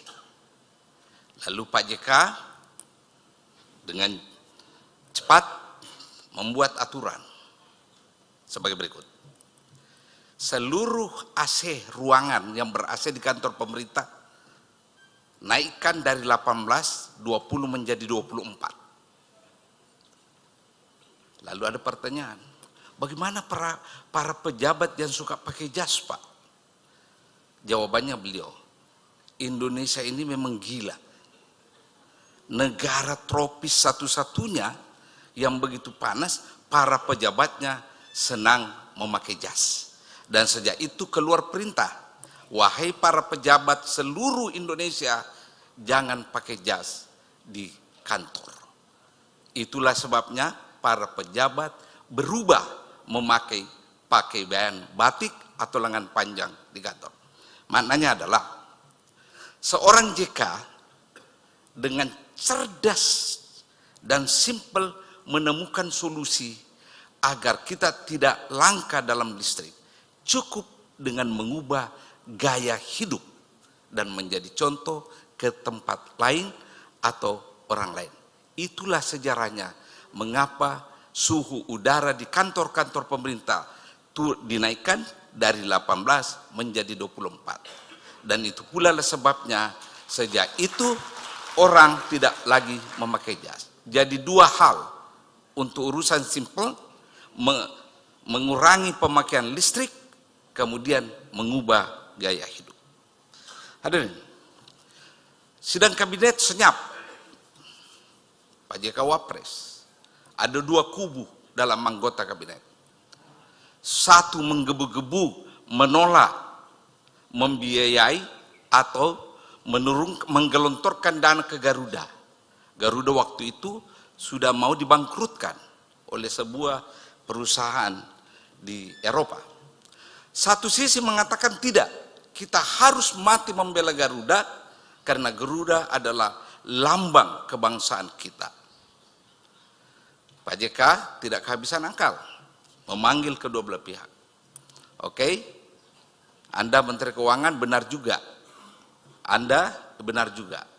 Begini caranya, panggilkan saya pihak yang mau, yang mewajibkan Garuda membayar sekarang juga. Oh, maaf Wapres, kami sudah nego begitu lama, tapi tidak ada hasilnya. Mereka ngotot untuk dibayar sekarang juga, kalau tidak kita akan dipersoalkan secara hukum. Panggil orangnya, saya mau bicara, kata Pak JK.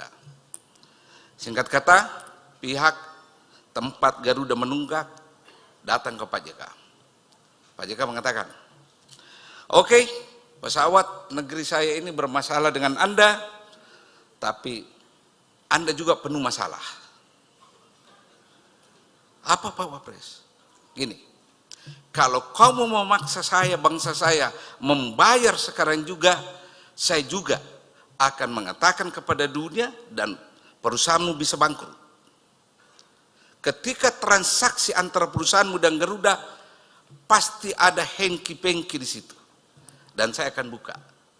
Harga pasar berbeda dengan harga yang Garuda bayar. Terserah saudara, mau saya buka ini atau negosiasi, kita tunda dulu pembayaran, kata Pak JK. Jawaban dari sana, win-win solution Pak. Kita tunda saja dulu. Maknanya ini adalah ada courage, keberanian dari seorang JK dengan kecerdasan mencari rumusan dan solusi, yakni menemukan juga kesalahan perusahaan asing itu. Begitulah cara JK. Bapak-bapak dan ibu-ibu, kalau kita melihat keberanian seorang JK, kita bagi tiga ini. Berani dalam berujar, berucap, Kedua, berani dalam mengambil posisi. Dan tiga, berani dalam mengambil kebijakan. Kita mulai.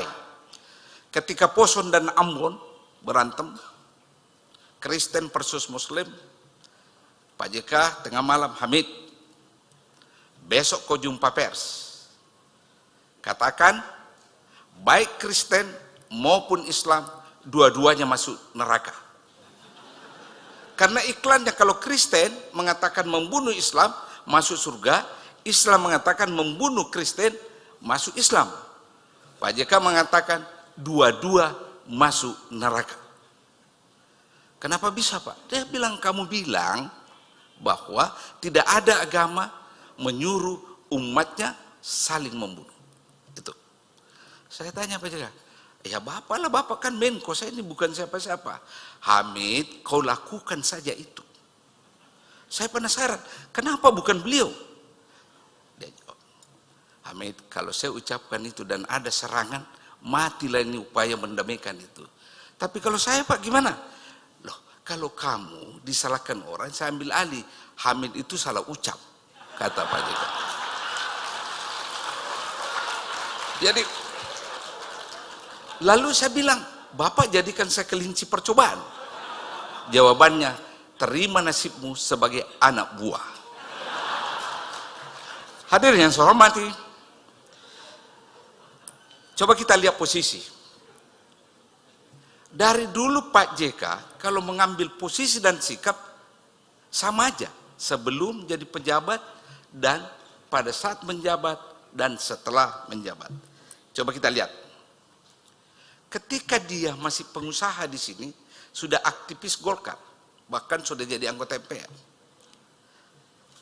Waktu menjelang pemilu, Pak JK berteriak, Sulsel jangan 90 lebih persen Golkar menang, turunkan menjadi 65 atau 70. Geger seluruh Indonesia. Datang tim dari Partai Golkar, mengatakan kepada Pak JK, dipimpin oleh Andi Muhtar waktu itu, mungkin Pak JK salah ucap atau pers salah kutip ya Pak. Bapak menginginkan perolehan Golkar dalam pemilu mendatang bukan 90% tapi 60 atau 70. Oh, saya tidak salah ucap, pers tidak salah kutip. Itu benar. Loh, kenapa Pak JK? Kalau kita menangkan terus Golkar di sini, pemerintah pusat tidak akan pernah memperhatikan Sulsel. Tapi coba kita bundurkan sedikit itu, pasti dia akan melirik, membangun jembatan, membangun perumahan, dan sebagainya. Itulah gaya Pak JK. Jadi itu jauh sebelumnya, sebelum jadi pejabat. Sikap itu sudah jelas, determinasinya tinggi. Tetapi itu dengan kecerdasan kan, tidak mungkin berani, karena kecerdasannya untuk melihat pembangunan ekonomi Sulsel. Jadi determinasi dengan kecerdasan. Hadirin yang saya hormati. Pernah juga ada masa ketika transisi Orde Baru ke reformasi, beliau anggota MPR. Berbusa-busa seluruh anggota MPR di DPR, MPR, beliau itu anggota PAH 1. Kita harus menyelenggarakan pemilu dan demokrasi. Pak JK mewakili utusan daerah, simpel sekali. Kita utusan daerah tidak perlu memfokuskan itu semua. Yang kita butuhkan otonomi daerah. Otonomi daerah. Karena dengan daerah yang otonom, segalanya jadi selesai, kata Pak JK. Dan itulah yang menjadi cikal bakal dibuatnya TAP MPR tentang otonomi daerah, kemudian Undang-Undang nomor berapa tahun 1999 tentang otonomi daerah. Andaikan tidak ada Pak JK waktu itu, maka bapak-bapak, para bupati, gubernur, insya Allah belum mandiri di daerah Pak. Itu Pak JK. Hadirin yang terhormat, suatu saat saya didatangi partai politik. Pak Hamid, tolong sampaikan JK. partai kami ingin calonkan beliau sebagai presiden. Saya sampaikan. Beliau tidak balas. Berkali-kali orang ini menghubungi saya, akhirnya beliau memecah kesunyian. Hamid, kalau saya dicalonkan partai itu berarti saya harus menandatangani fakta perjanjian saya pindah partai ke situ. Mukaku di mana, Hamid? Saya ini mantan ketua umum partai Golkar. Dan karena itu beliau menolak tawaran itu. Pesannya adalah konsistensi dalam hidup itu sangat penting. Dan akhirnya beliau tetap menjadi wapres periode berikutnya. Bapak-bapak dan ibu-ibu, ini sudah pernah saya kemukakan. Ketika menyelesaikan Ambon, berangkat dari Ambon ke Jakarta di atas pesawat, beliau mengatakan, Hamid, begitu kau mendarat, telepon istrimu, kau tidak pulang ke rumah dulu. Ada apa, Pak? Diam aja. Itu malam. Tiba di Jakarta, Hamid, telepon istrimu. Kita mau kemana, Pak? Kau diam saja. Jadi kami berdua tiba sekitar jam 9.30 malam di daerah Kemang, itu rumah adiknya beliau, Ahmad Kalla. Begitu saya masuk, di pintu dua pria bersorban pakai gamis menanti di pintu. Masuk, ada dua lagi berdiri di pintu. Tadi gerbang pintu, terus ada dua di sofa yang mau berunding dengan Pak JK. Waktu itu ada Pak Ahmad Kalla. Begitu duduk, Pak JK mengatakan, saya capek ini, saya mau damaikan Ambon.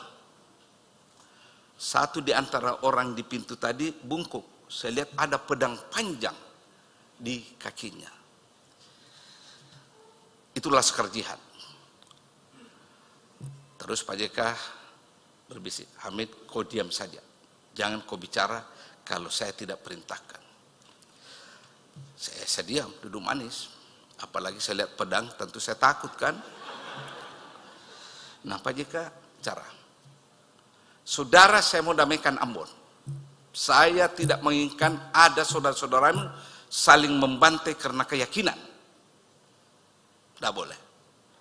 Satu di antara juru bicara itu mengatakan, Pak JK, gampang sekali itu damai, Pak.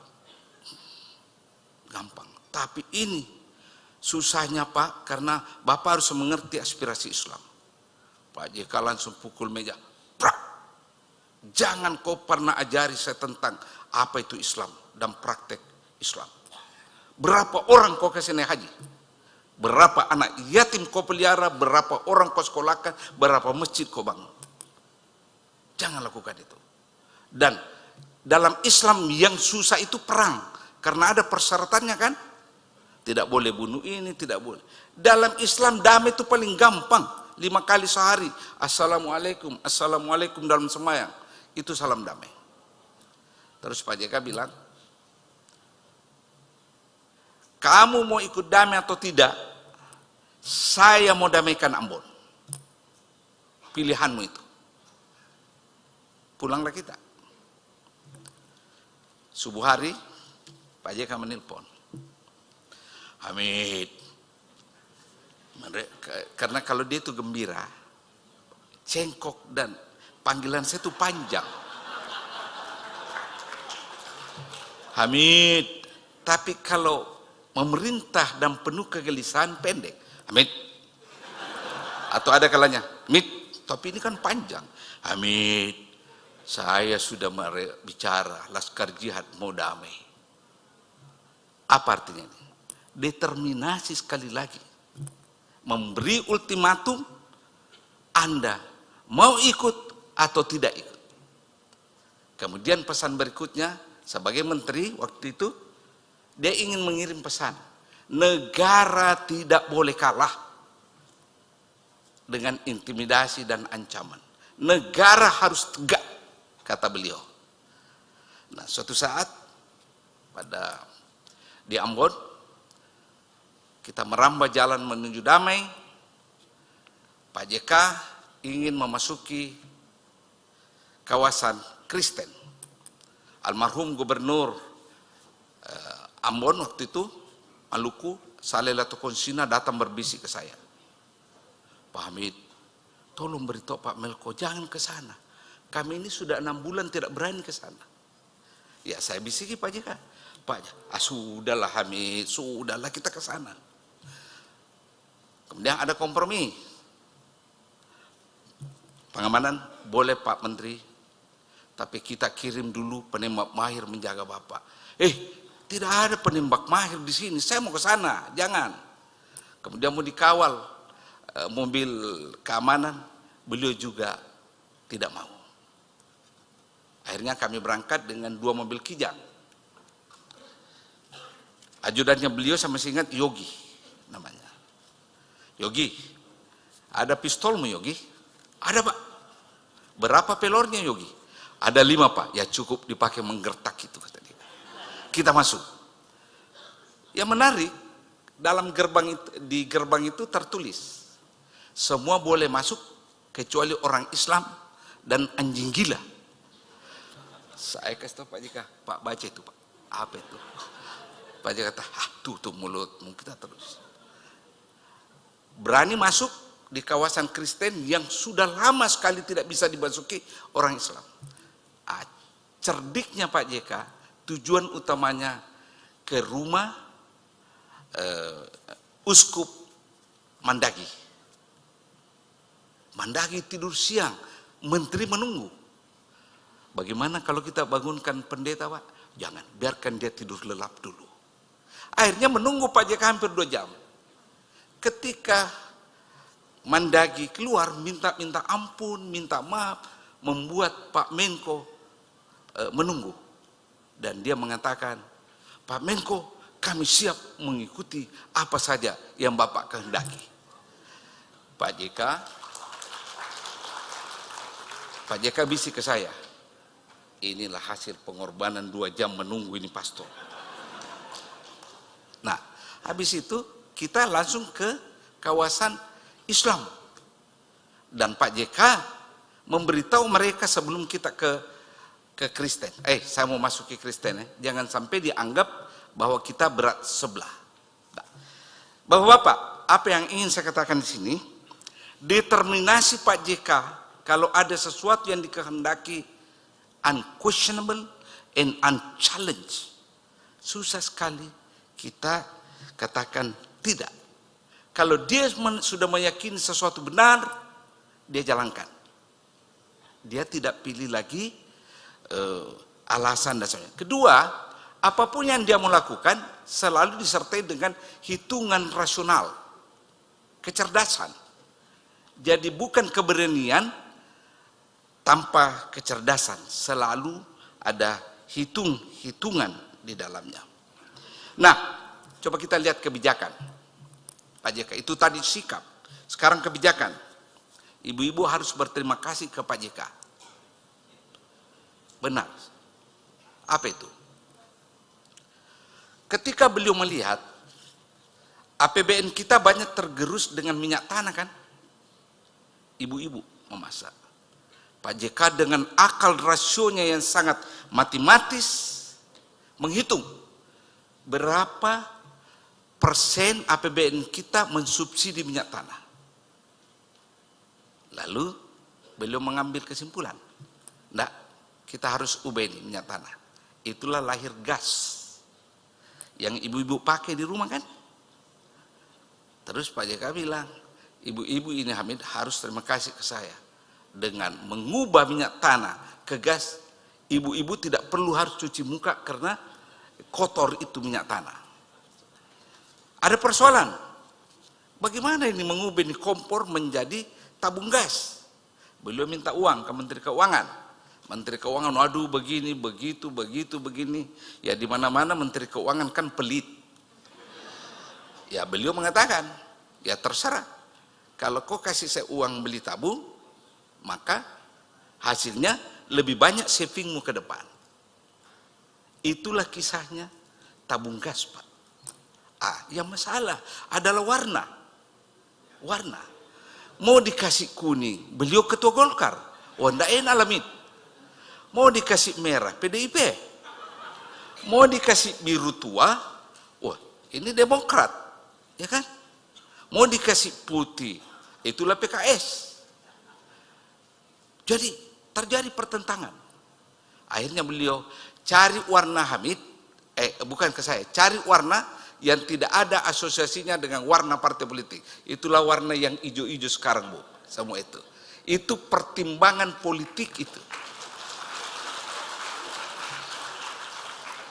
Nah, Bapak-bapak dan Ibu yang saya hormati, kedua, kebijakan. Kita baru beberapa bulan menjadi kabinet ini. Pak JK ngotot naikkan harga BBM. Semua takut, termasuk Pak SBY. Karena baru naik kan. Sementara beban anggaran semakin membludak. Pak JK ngotot, naikkan BBM. Wah, Menteri, hati-hati Pak Wapres. Ini kan menjelang Ramadan ini orang nanti mengamuk. BBM naik kan. Dengan kecerdasannya menjawab sangat lugas. Kalau kita naikkan bulan Ramadan, pasti tidak ada yang ngamuk. Karena orang puasa dilarang marah kalau puasa. Nah, itu. Makanya itu. Terus ada lagi. Pak, kalau setelah Ramadan bagaimana? Nanti orang ngamuk. Kalau setelah Ramadan itu sudah sekian minggu, orang sudah lupa naik itu harga. Nah, ada lagi alasannya Pak JK. Setelah bulan puasa itu musim hujan. Tidak ada mahasiswa yang turun demo itu kalau hujan. Masing-masing menyelamatkan diri. Itulah. Pertama kali dalam sejarah menaikkan harga BBM berkat kepiawaian mencari alasan 120%. Pak SBY tidak sadar ketika itu. Baru sadar setelah diumumkan bahwa harga BBM tidak naik. Dan hebatnya lagi tidak ada satupun orang yang demo. Itu karena pemilihan timing yang tepat dengan alasan yang jelas. Dalam konteks ini, Pak JK itu sangat menganut filosofi orang Bugis dalam mengambil keputusan. Narekotiako resamperengi lipa, ajak mutuda riwirina lenge. Kalau Anda tidak mau tersibak oleh ujung sarung, jangan pernah duduk di tepian jalan. Filosofinya adalah, kalau Anda tidak mau menerima risiko dan bertanggung jawab, jangan mimpi jadi pemimpin. Itu harus tegas. Yang kedua, Pak JK itu kalau mengambil keputusan luar biasa, determinasinya bahkan keras. Kenapa? Dia memegang prinsip orang Bugis, lebih cocurenge. Nah, lebih cocurenge napil lorenge. Lebih bagus kalah daripada jadi penakut. Itu dia. Dia pegang teguh itu. Karenanya setiap ucapan, setiap posisi yang diambil, dan setiap kebijakan yang diambilnya selalu berdasarkan dasar determinasi. Jangan goyang. Di antara semua aspek yang dijalani Pak JK, yang paling menonjol adalah ikhtiarnya yang selalu ingin mendamaikan orang. Saya mulai dengan debut terakhir beliau bulan Juni tahun ini. Saya dapat telepon dari seorang teman di Malaysia, Pak Hamid, boleh nggak ke Malaysia? Untuk apa? Ada pemimpin Hamas mau bertemu Pak Hamid. Nah, waktu itu memang Pak JK mau ke Malaysia bertemu Perdana Menteri Malaysia untuk urusan Thailand Selatan, mendamaikan. Jadi saya bilang, Pak JK juga mau datang. Jadi bertemulah Pak JK dan saya dan pemimpin Hamas. Oke, sepakat apa yang bisa dilakukan Indonesia. Terus beberapa minggu kemudian orang yang sama menelpon saya. Pak Hamid, pemimpin tertinggi kami, Ismail Haniyeh, mau bertemu Pak JK dan Pak Hamid. Sebenarnya dia tidak bilang mau bertemu Pak JK dan Pak JK. Saya harus masukkan diri saya Pak JK ya. Karena tidak enak juga itu Pak. Nanti sejarah dilupakan Pak. Ya. Tapi dia memberi tanggal antar 11-13 Juli. Tidak ada kepastiannya. Dan tempatnya di Doha. Tapi tidak ada alamatnya. Kita tiba tanggal 12, terus 13 pagi dapat telepon. Jadi kita bertemu sebentar. Lagi-lagi jamnya belum jelas. Menjelang sore ada telepon. Tolong tinggalkan hotel. Ismail Haniyeh menunggu jam 5 sore. Tengah perjalanan barulah ada telepon tentang alamat yang dituju. Ya, begitu rahasianya ini. Lalu berunding 2 jam.